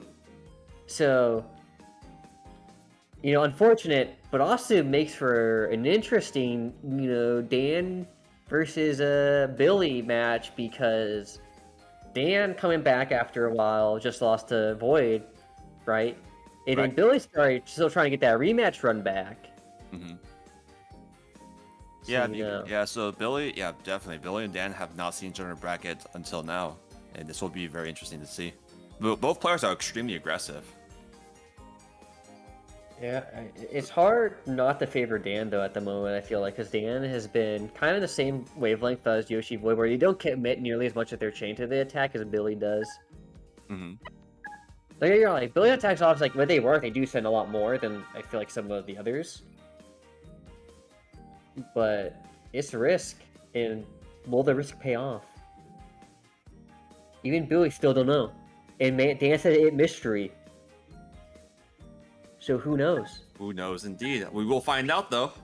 Place your bets on the gamble. Do you believe in the kid? Or do you believe in the Dan? The boomers versus zoomers, as they would say. I love how the fun facts are literally just IDK for both of them. It's because they're too busy playing Puyo to think They're too of busy. what to say. Mm-hmm. They're so busy thinking about how to destroy the next opponent that they didn't want to write down the fun fact. True. Alright, here we go. Did you know that Dan's actually a top DDR player? That's where his name comes from. I would have suspected so. How good is he? I don't know, actually. I hear he's good. I hear he's pretty good. Mm-hmm. So, you know, maybe we can ask Dan, like, when our interview, you know, how much do you play DDR? Oh my god, he's stomping on the pad because he just had a big hellfire. But Rinto had a double color. I didn't even notice until now. Let's go. Uh-oh. Oh my god, wow. Power 6. Dan? Massive. I have no clue what the hell happened to Dan's right side, but it just kind of broke. Mm-hmm. That was unfortunate. Alright, round 2, here we go. I'm gonna drink some water.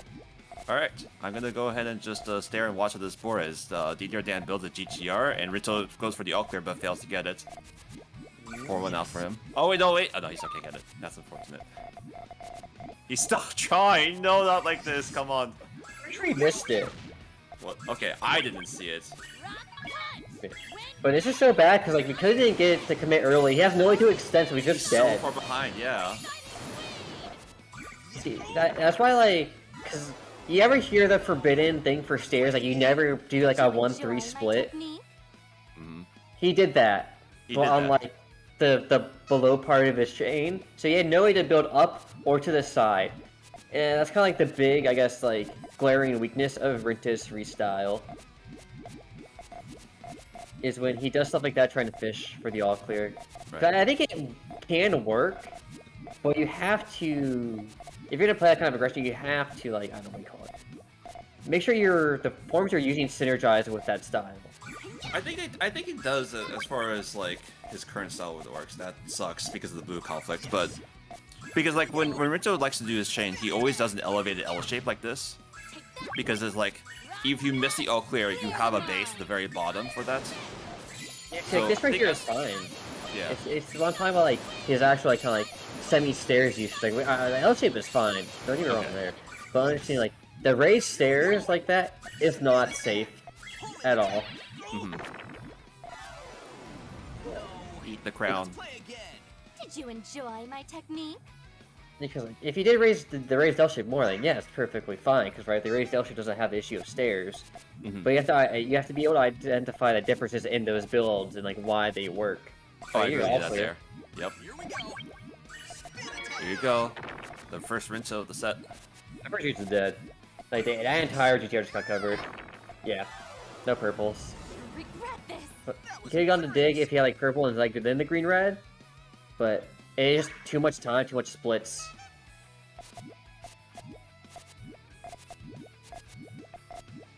Alright, next round, we're evened up. Next round, yeah.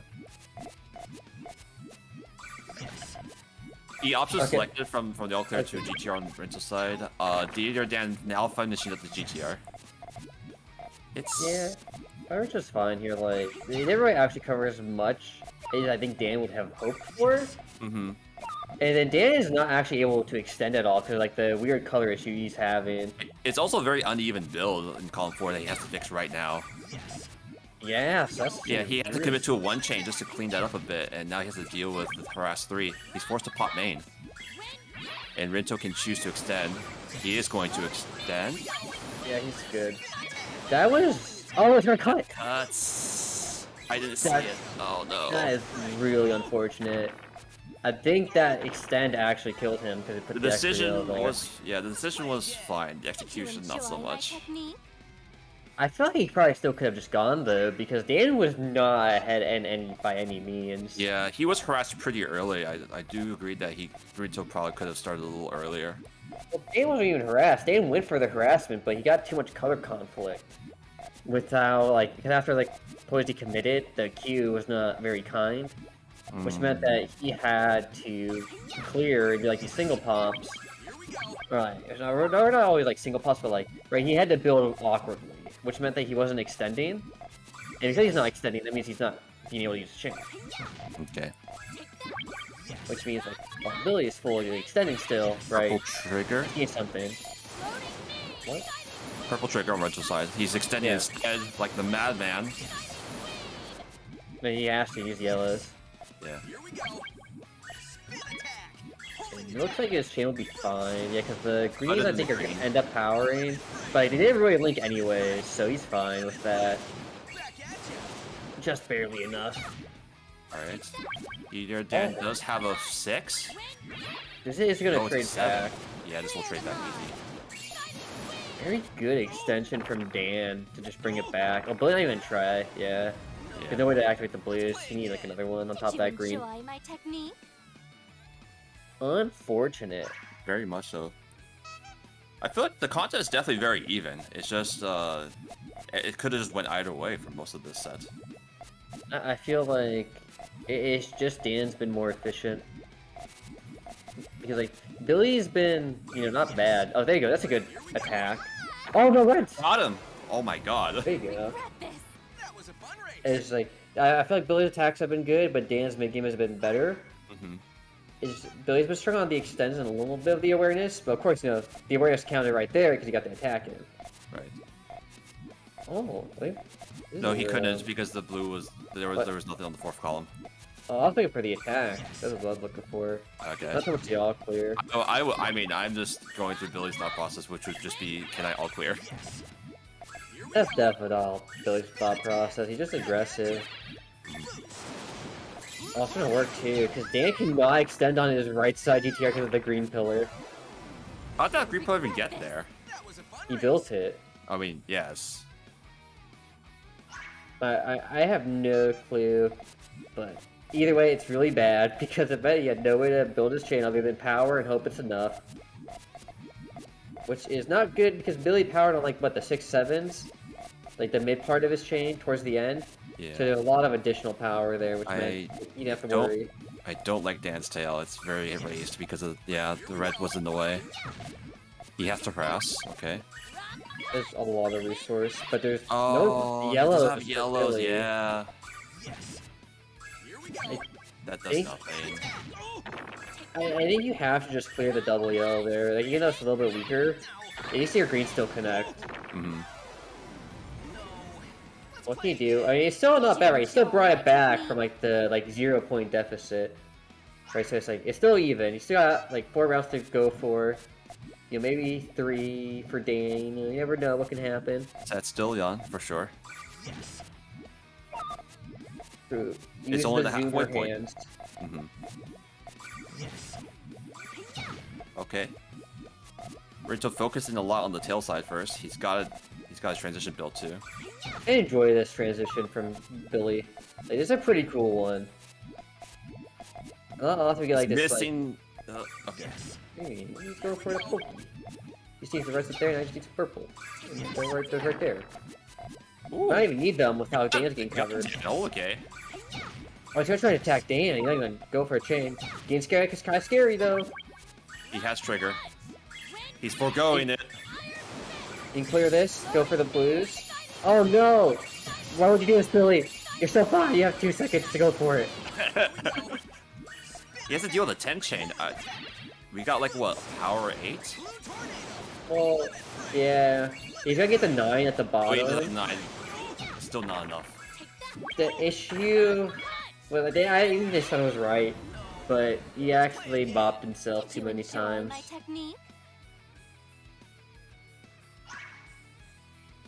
What went wrong there? I know he was trying to extend. He wanted to do red purple, and he wanted to use the blues, right? But the issue is, he did not clear his double purples. And then it got awkward because then the blues could no longer be linked because of where they got placed. But even if he had cleared, I think, the double purple, I believe it still would have caused an issue. So it's like an unfortunate color skew. Okay. Good awareness, though, to see that Dan was attacking, he had no way to defend himself, but this now means Dan can just kind of try to extend like crazy. He extended a lot, too. It was usually, like, it was another 4 links. Yeah, that's a very efficient chicken. It's definitely going to trade back. I don't know if Billy will have the time, but he's going to try. He needs a blue. He doesn't have a blue. That hurts. 4-7 right now. Dan trying to end this set right now. Does not want the comeback. But who knows? Rinto's done it before. He can do it again. True. But he has to dig. He has to dig very deep now. That's I agree. Oh, elevated. That's good. He's fine. You know, the blues, reds will still link. It's great. I don't know how Dance is gonna work because the purple green is actually gonna cause a conflict. And he all cleared. Hooray! More victory. Underrated is how well. Nice. Underrated was how well Rinto read the height difference and realized that he needs to elevate the reds for his tail too, like on the fly. It's very good. It was very cool to see. Well, I want to use those greens to extend. He's gonna go for the raised GTR instead. It's interesting. Raised GTR currently at a power right now too. Probably fodder for harass. Barry's gonna go for the Devil Tower. True. But he just sacrificed his only yellows. Oh, he's just gonna do it? Oh my god, you're madman. The reversible. I think that's it. Dan just sent off his full chain. Billy just used all of his resources on not a very strong attack. Oh my god! That was nice. Well, good games to both DDR Dan and Rinto. Rinto will have to be satisfied with a 3rd placing today at Great Tuesday Rumble too. Alright, well, that was a good set. So I'm just gonna go back into real quick. Yeah, good games to Dan, but I kind of go back to what I want to say about Billy before we just immediately hopped into the other set. Okay. I don't think Billy used forms that complement what he wants to do very well. Right, like we see Billy go for these stairs that leave him in positions that he can't really extend in. Maybe because he does like these weird, you know, like he has pillars and then he has like this weird L shape that makes like this weird 1-3 split. And then like the raised L shape can be good, but it forces like a one-dimensional, like it's double tower, it is the raised L shape, and then he just has to go for constant trigger extensions. Or he's forced to sacrifice his chain on his double tower to defend himself, and he has to hope that it kills. So and I feel like he needs to find different key forms that complement his strategy more, right? Like stuff that can transfer into early aggressive attacks easier, but don't quite cost him his like chain or force a one-dimensional style. Something like the Sullen GTRs or the Yaoyis. Just like stuff that's like flexible, but still goes into full chain, you know? Because like, you know, Yaoyi can be built on either side on the 3 split. And like Sullen can be turned into Hellfires on top of the key form very easily. It's stuff that lets him attack with powers, and just like, I don't even know at this point, like I'm just kind of repeating myself. But stuff that lets him attack without breaking, like a strategy. So if I were to summarize your issue with the current build, it's just not enough options available. Yeah, it really is. Like, it's just too one-dimensional in the game plan, where like the other forms, I feel like you can still play aggressive with them, right? But you can also just opt to like drop your current strategy to go for a full chain, like a full efficient chain instead. You know, kind of like how you see like Submarine, but like GTR instead, they go on the right side to like help deal with issues where like maybe it doesn't work at first. Right.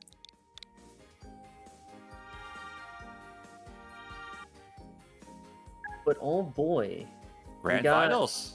Yeah, I'm excited. We get, you know, DDR Dan versus Void. Dan coming out strong tonight. It's been a while since we've seen Dan in tournament, so I'm excited. You were excited from the very start when you saw his entry, and look where he is now. Yeah, Grand Finals versus Void. You know, Void, I feel like most people expected Void Yoshi, winners finals, but Yoshi kind of going out early, kind of like left the spot open for Void, because Void got to go into Billy, who he has a very good head-to-head against, and we haven't seen them and Dan play in a while. I can't help but favor Void just a little bit, but I think it would be very hype if Dan was able to force a reset, and then we see another, potentially 16 rounds, times 2 to 32 rounds. I mean, the run they had earlier in the winners bracket was very competitive, so it can go either way. Yeah. Can we also talk about blonde hair Papirisu? Very lit. It's anime Chad Papirisu. It's anime Chad, yes. Who do you think's in his harem? I don't think any of the answers to the current Puyo cast is a good answer, so I will refrain from answering at all. You don't think he has a harem with squirrels? What the hell are you thinking, Zai? He's a squirrel. He's a squirrel. I thought it was a pepper. He's a pepper squirrel. I see. That's where his name comes from. Pepperisu. Or something. Fake Puyo facts, more at 11. But for now... Be dropping his Japanese knowledge, yes. Alright, so we got Danon from the loser's side versus Void from winners. It's gonna be hard to extend on this for Void, because he has to kind of deal with that green conflict, because his tail doesn't work. Oh, well, he could have, but he chose not to. Interesting. Oh, is he looking for an attack, or he just doesn't see it? Well, it doesn't matter if you don't get green. Yeah, that trash was like actually let him avoid the color conflict if he wanted to, but he just didn't do it. See, the good thing about this is, because he didn't see it anyways, he needs to be like, damn, I got RNG'd out of the game so you don't tilt. It's true. That's actually very true. I feel that all the time. There you go, see. I always get RNG'd out, and then I watch back to replay. I was like, wait, that chain never would worked anyway. Okay. It's just time to get good. Void building 2 G-charge shapes with the L shape on top. Yeah, you kind of get careful if those blues cut in. I was like, I use it for Hellfire, so there you go. Yes, good defense. Oh no! He had the perfect pieces to stop the chain, but they got covered still. Yeah. That wasn't sweet. Ian is being so aggressive right now. It's working too. I think it's funny because I usually consider Void the most aggressive player, but Dan has just been going first, whereas Void just has been kind of focusing on the chain. Void does the thing. Void does the thing where like you talk about like you should build a 5-chain and then just do a 5-turn harass on top of that. Like Dan will just see like he's got like a 4-chain, he'll just build a Hellfire on top of it immediately. True. Like he's just much more early aggression compared to Void. That is fair. And that's kind of like the trap sometimes when you practice something, the one thing a lot, right? Is that forgetting to do the other stuff. I was just full commit on Void's side. Okay. That seems a little risky. Yeah, Dan's calmly extending. That purple's a pain though. It's not going. I was gonna break his trigger actually. Yeah. Oh no, the blue. Just kidding, I lied. Okay, yeah. I thought the blue was gonna get cleared, but no. His tail did a little early, but it still counters. Okay. Yeah, Void just didn't have enough. Void could have made it so early that full chain. He did. Did you enjoy my technique? A little sussy so far from Void. When you pick blonde hair Papirisu, you gotta be willing to throw hands. Can't hide behind your harm. True. Papirisu is my favorite character from Host Club. God, I haven't heard that in a long time. True. Oh my god. Okay, good. Okay, open attack. Okay, so this could just be one set, but I think Void's adaptation right now is be the aggressor instead first. Yeah, it's gonna go for attack. I'm kind of surprised Dana took that at first because it allowed off space for Void to try and get back. But it looks like it's actually gonna work out in Void's favor because he can get full. Dan will at least be able to activate a chain. He is. But the issue is gonna cut, right? A little bit. Because, because I don't think those yells are gonna link. Yeah. 10 versus an 8, potentially 9. Oh, it just powers instead. Yeah. Still not enough. Oh, yeah. I do think the tank was smart. I thought it was a little optimistic at first, but he made it work because he got some good colors. But the fact that he lost his entire red pillar and then like the other one too, I was like, oh my god, how do you even survive with the guy in tank? Right. Oh, Okay, there was an attempt on leader there, so he's converting into probably GTR. Voids. Void is... Oh, he's got it. Void was looking for it. He wanted it so hard. I mean, to be fair, Dieter Den was also building a very, like, rushy tail, or rushy chain on his side. True. But damn, Did you enjoy my I technique? can't believe what has happened here. 4-1 start for Dan. Dan making the current active players, like the big active players like Void Yoshi, look like they're kind of new. A little bit. Which You're is funny 100 'cause they're years grand too early finals. to face them, apparently. True. I mean, to be fair though, like, Voids does have an extra set to adapt, and he is good at adapting to these kinds of plays. I mean, did you know that working out can help you, right, in your decision making and your mental health, which helps a lot in competitive games. And Dan plays DDR, He does play DDR. which helps out with your physical health. It gets, I mean, it helps increase your blood oxygen for your head for sure. True. So that way you can increase your ego so you can the fight double Void. green left me breathless though, True. Look at that, if you get the yellow on top, or the red tail on top. and the yellows. It still isn't good enough, wow. Regret this. Piece of I was ready to be impressed, and I still was, but now I'm just disappointed. I'm not even gonna be impressed because you got a double green. That's a skill diff green. All right. Just be better, You call it Zyflair. skill diff green. I call it RNG. Yeah, there is no RNG, only skill diffs. Alright. All This is right. kind of awkward. Okay, good Hellfire though. here. But Dan, Boy was so ready for that. yeah, I mean, Dan had no choice because like the way he built that 3-pillar made it so hard to extend. Yeah, no, you're right. Oh my god, and the purples too? Yep.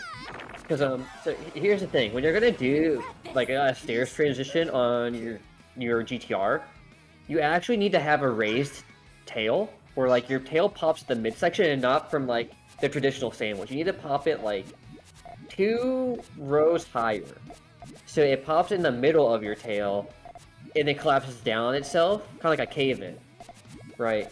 But if you don't do that, and you just do it like a traditional sandwich, it actually doesn't, it cuts your efficiency out by a lot. Here. Oh, but I'm making it the red though, on both sides. Yeah, you got that. Yeah, yellow red. To your point, I would agree, but I think he was actually building a second layer rather than the transition staircase. But It turned into a transition, right? Because that's what he built on his like L shapes next to it. It became purple red pillars. And you can't do that unless you have a raised tail. Because if you're gonna do that, you either need to have a raised tail or you have to do the stairs on your columns, your columns 1, 2.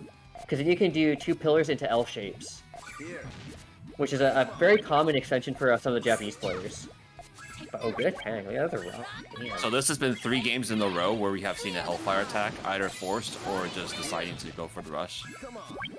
Yeah. That You gotta is get nowhere that near damage. enough. He'll take at least a rock in 2 lines. There's no way. There's no way he gets down from here. His Not defense is purple. good, but it's not that good. Yeah. See, man, the rushes, man, they just all want that advantage so bad. Enjoy my technique. I wonder if either players will decide to stop doing these kinds of deconstruct Hellfires. No. It has literally been 0 out of 3 right now for these things. You can't tell them what to do. I can't tell them, but I can sure look and judge. True. Yes, you did. Okay. Alright, not bad. Okay, this is a very easy extension from Band's side, you know. He just needs blues. He does need blues. He's got blue. He's got yellows. So not short of anything. Nice. Void You got the has. purple. Did I go for blue? Wow. I'm surprised that Void went right away, but that's a good extend from Dan, seeing that he's getting attacked right away. Holy crap. What a tail, though. Yeah, That's I a- think not Dan still 13. got it though. Clear them up. No, it's 11. That's 11. In Yeah. 11. Still 2 I just need rocks the power. though. Yeah. I felt like the boy was like, damn, my chain is so nice, there's no way. And then I kinda dancing was feel the also same. super nice. Wait, Void it was too- Void Chain was efficient. That was just bigger. yeah. It's the life though, right? Because you gotta be careful on those big, like, full chain commits. They're usually not worth it at high levels because of those situations like this. Especially not high level. I agree.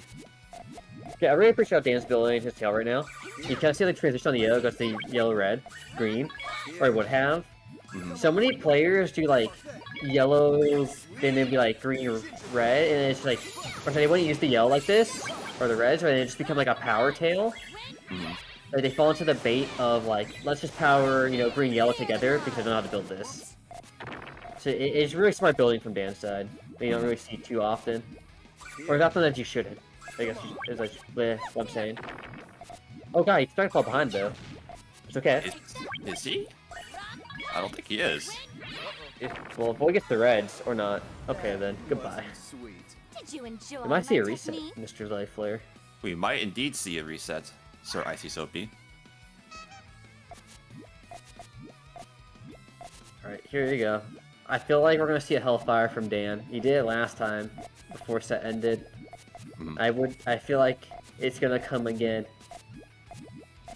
I You trust see a in lot that of Dan. L shapes from Void. He could choose to transition into main or to Hellfire. He's Hellfiring.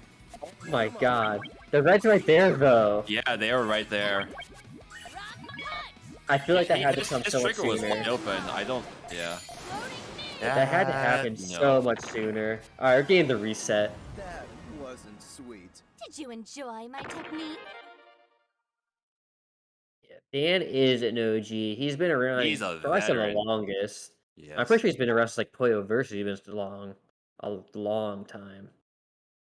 Ooh, that was a good set. Dan is looking pretty dominant right now.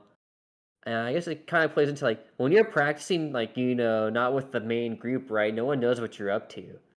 So you That's kind of just, you know, create your own strategies without like the bias of playing the same people all the time. All clear start. Yeah, you normally don't expect to see this level of aggression at this level of play, but you know, Dan does it constantly. He makes it work because he has the recognition. Like he's able to recognize when to attack and when attack actually registers, and so he can follow up when he needs to. This shape for Void is kind of sketch. I feel like it's the same for DD or Dan though. If you look at his chain, I feel like the entities has to wait to extend where Void just kind of has to wait for the green and then go. fair. That's true. Oh god, he cuts too. Hey, well, just kidding. It was intentional.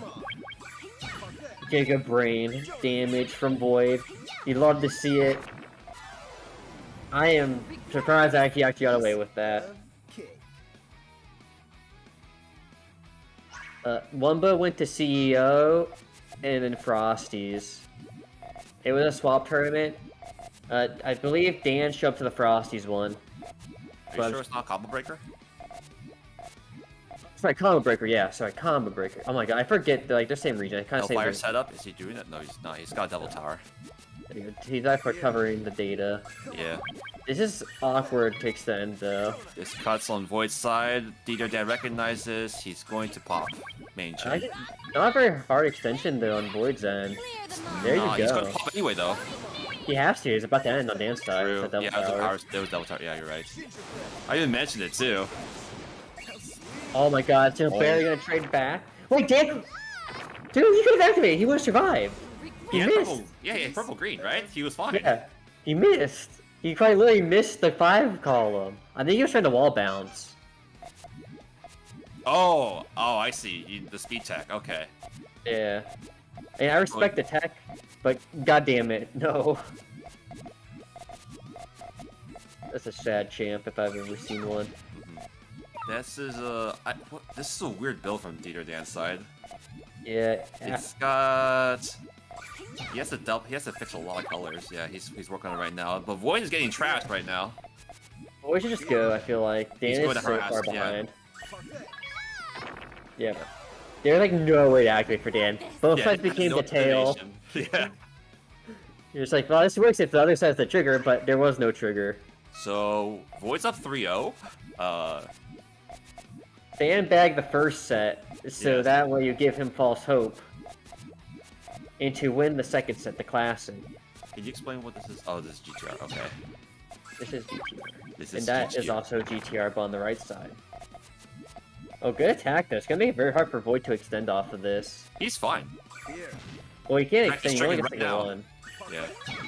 See, that's the issue. He had a trigger right now, right? Where Dan got to used to wait to choose. No, Void had an open spot. That's what I'm saying. He couldn't extend though, was the issue. Zyflair. I You see right here? because if Void dies, because Void had taken a bunch of trash, right, but it forced him into a very vertical build. So he forced into like these yellow stairs. Because he's on the yellow stairs, he has to build an L shape on top of it. But because his other left side is already covered, he can't actually extend that safely. He has to rely on the Q. But the Q didn't give him anything, so he had to activate his chain. And that's why Void was in a worse position. Okay. Right, because you have to understand, like, you have to watch the Q, or else you're gonna die. Oh yeah, definitely. I know that part's obvious. But Sorrow did also just pop right away because he just knew his chain was bigger. So you can just kill Void. And you think, okay, we're done here. Meteor Dan does have... No, he can't extend anymore. Void just popping his Sullen main immediately. No. He's alive. Good counter. Doing good. Okay, you know, it's probably still survive here a little bit. Like, still a rock, though. Actually, probably... That hurts a lot, yeah. Void has so much space. Yeah, there's not a good way to build off this, yeah. Yep. They're not even gonna waste the energy trying to figure it out. Yeah, just gonna fold. 4-1. It's kind of looking the opposite of last set right now. Void deciding that it's time to pull out the stomps. And we're just gonna go ham. Oh, the one? Oh, there's one, actually. Oh, we got all clear, too. Uh-oh. That's fine. He's yellow, he's one. Oh, he got rid of his purples. Hold on, hold on. Okay, Void has the main. He's he's down. I had a heart attack. I thought Void just killed himself, but he's still alive. Dan doesn't have anything. We're living. He could have done, like, just yellow, purple, and just gone. Yes. But I guess he... But I guess, maybe just dropped. Maybe he just didn't want to commit right away. See if he can force Dan to commit first. It lives. Good stuff, good stuff. I think he wanted to be absolutely sure he can counter out the all clear trash. That's fair. Because like if you just concede that kind of trash, like you just give Dan a lot of time to actually just build even more for follow up. Oh, you got a Hellfire right here. Although be a response. Oh, you can actually still lose that by quite a bit. Like the one in a row kind of sucks. That's not the worst. Void has a huge Devil Tower he could choose at any point in time too. It's kind of funny how we've just gone back to Devil Tower. Like the harassment. Okay. Did you enjoy my technique? We have not seen Devil Tower in such a long time. So it's very nice to see it back. This is the form I first learned, or the tail I first learned back in like PPT1. And I think a lot of people did because it was just an efficient way to play swap. Oh yeah, absolutely. When swap like the resource turns from Puyo to like just being able to just spend less time activating your chains. And Devil Tower is like a great way of doing that. You send all your damage once you just try to burst. Good knowledge from the boomer days. Yep. So Void's forced to extend, but it's really rough right now. Oh, he hits it. What? Man. Oh my god, he had that like last minute too. But it's still a moon. It's just now getting into star. Oh, it's not gonna be enough. Still a rock. You need one more link, or at least a few more Puyos at the back end. After all the extension too. Feels bad. Yeah, it's so impressive though, right? It is. And I guess like the only bad part is that like it didn't trade, but you still get the time to think about your next round. You know, think about the game plan, believe a little bit. Absolutely. Reevaluate what you've been doing. Look at some pictures of birds. All that stuff. True. Okay. Double color. I see a uses big brass. Void has his own. True. He still has Hellfire available if he wants to use it. He's not gonna use it. He's probably gonna go for full. Yes. He recognizes it. Yeah. I like that he threw the extra reds there too, even though he didn't need them, just to add that little bit of extra damage to the chain to make sure that it trades back as much as possible. Some players will just go for the the immediate chain activation. The Void says no, we get as much damage as possible here. Absolutely. But like let's just point it out that like he has a Hellfire available, but he could just convert it into a main chain in 2 pieces, just like that. You know, the kind of like Hellfires you want to build. If your Hellfire can't be converted, it's kind of a waste. I agree. But, you know, it's the Hellfires most people build because, you know, it's kind of hard to do exactly what you should. Like, trying to build a Hellfire that incorporates the main chain is still fairly difficult. That's a... It's, it goes back to what we kind of talked about earlier, right? Execution versus like, you know, the idea. Mm-hmm. It would be kind of rough. Okay, this is like survivable. He's just poking away. He cannot let Dan get down though, but that's very lenient trash. It's very blessed RNG trash. But you take those if you're Dan. You need to claw back some rounds. Void is like 1 away from match point. There you go. Okay. Keeping it competitive. Did you enjoy my technique? Yeah, looking pretty good, I have to say. But we'll see what happens. You know, Void still has the round lead though. It's gonna take a little bit to work that off if you're Dan still. Ooh, a good extent. Look at this, how clean this trigger is from Void. And it takes damage really easily too. But he needs some yellows. Void is definitely a huge fan of very vertical builds that will just soak up damage when he needs it. Because I feel like it is mostly an NA player thing. A lot of NA players struggle with poking high builds, right? Because it's very hard to cover something that's like right 5 rows up without committing a lot of resources and like breaking your own chain. And Void takes advantage of that, like this. Did you see why Dan committed? Because I wasn't looking at his board at the time. Dan, I think, thought he covered. Okay. But again, right, it goes back to what you said, like, Void likes to build vertical, and he uses it to abuse the lack of ability to, like, do large harassments and rebuild. Absolutely. Very nicely done. Alright, let's see what we get, though. Oh, guys, it's back to the tower, baby! Absolutely. Dan is either going to have to press or he has to do something weird with his tail. Oh no, I see what his tail is doing. That's disgusting. He's baiting the attack with the 3. He's just going to main. Yeah. This is kind of... That green cuts now, though, unfortunately. Yeah, this is really risky. There's only a 6. But the tail doesn't exist on Void's side. It doesn't either, no. Okay, that's not terrible. Void, if he can pillar, it might be okay. This is okay. Doesn't offer the greens, which is a little weird, but I think that's fine. Oh, that's still too much damage. Okay, yeah. It's okay, he's got the green coming up. The yellows are there. Oh, if he has purple, he can do it. I was not gonna look for it. He need to get down. He's taking hellfire damage. That's actually not bad. This is still good for Void, because he's getting more space than he is being covered. He is surviving and also giving him space, yes. All the purples, though! He needed that purples to not link as the power, because then he would have been able to get the 4 and actually win that trade. I like that Void's making him work for it, though, to make him waste mental energy trying to think about this. It's as you said earlier, right? It's like, even if you lose the match, if you make them work for it, you hopefully will tire them out from that set. Exactly. I feel like it's a little hard to do, because Dan has like a lot of stamina, especially as a DDR player. Well, Void is at main, or still at match point, so it's still a long way to come back. Yeah, I mean, it's still only 3 rounds though. You just can't let Void win one. Just just don't let Void win. Just don't let Void win. You know, how hard could that be? You know, just don't let Void of all people win. Okay, Hellfire. He's got the green. Oh, he's not even using the green. He's gonna just blow up the chain. Oh, Void forced to drop the Redix and Nora to survive too. He's yellow. He's got one. He's using the extend. What? He didn't even flip the chain. Oh no, Dan, not like this. No, I think he recognized that his current main chain wasn't enough, so he had to extend. That's unfortunate. Yeah, because he had like a 6 versus what was like a power 7. So, good games. Congratulations to Void for taking another Great Tuesday Rumble. Yeah, big shouts to Dan for making it. Oh, close. absolutely. Dan showed up tonight like huge. He was so good. I love Dan's deck. I love his chain. But Void's just like flexibility to change his game plan completely was so good too, though.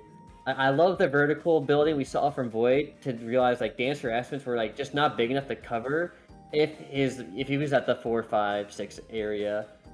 I also think Void himself decided to do much more early aggression, just like the year Dan, because I think he realized that in the long run, if they forced into a mid game, his defense was better overall. I can see that. Either way, it was a good good tournament. 25 people this time around. Or 20. In a very, very stacked bracket at that too. Actually, sorry, I think it was 24. Sorry, 24. It was 24 before Billy. True. Oh, that's right. Okay, yeah, but yeah, good tournament. Man, this was such a good one. I'm so happy that everyone's been enjoying these events. It's been very fun. It has been honestly I'm just happy to see so many people turn up. Because we weren't sure how well GTR would do. First event, 21 people. Second event, 25 people. I'm glad everyone's been having a good time, showing up, supporting Kyobi stream, supporting Zan, supporting PuyoTet World. We appreciate it all. Yes, just as a reminder, even if you aren't going to make it to, the final top where pure Puyo monsters are here to entertain us all, every person counts. Thank you for joining this bracket. Thank you for joining us at the Great Tuesday Rumble. We appreciate you all. Thank you. It's not even just monsters. We have new players. We have mid-tier players here. There's such a good amount of skill diversity in this bracket. Mm-hmm. So that way, what's it called? Like, there's nothing about like, there's no oddballs, right? Like sometimes you see brackets like, this player here is like on the same skill or something, but like everyone has like someone that they can play in this bracket, which I think is really, really cool. It feels a lot like you would see like in a fighting game bracket, right? Like they're like every match it was gonna be a good one no matter who played who. Totally. Okay. I think it's time for us to sign off then. Well, we got GTR, 2 weeks later. Mm-hmm. If you ever want to enter, be hyped for next time. I am not sure what the plan. I think Kyobi said he wanted to raid someone, but one last shot at GTR. Yo. Yeah, some unsuspecting Puyo player. Hey stream. Hey guys, good stuff commentating today. Thanks for commentating. I really appreciate it. Thank you for hosting and being such a great streamer as always, Kyobi. Yeah. Thanks everybody, because it's all a community thing. I stream, you guys come in with the good matches, we got commentators bringing the hype, we got people watching the games and enjoying the game we all love. I'm talking a lot here. I mean, it's fun. We've been doing all the talking. You get a turn too. It's honestly a lot easier for me to run this stream when you guys are handling it, but I would love to get back on the commentary chair again, maybe next time.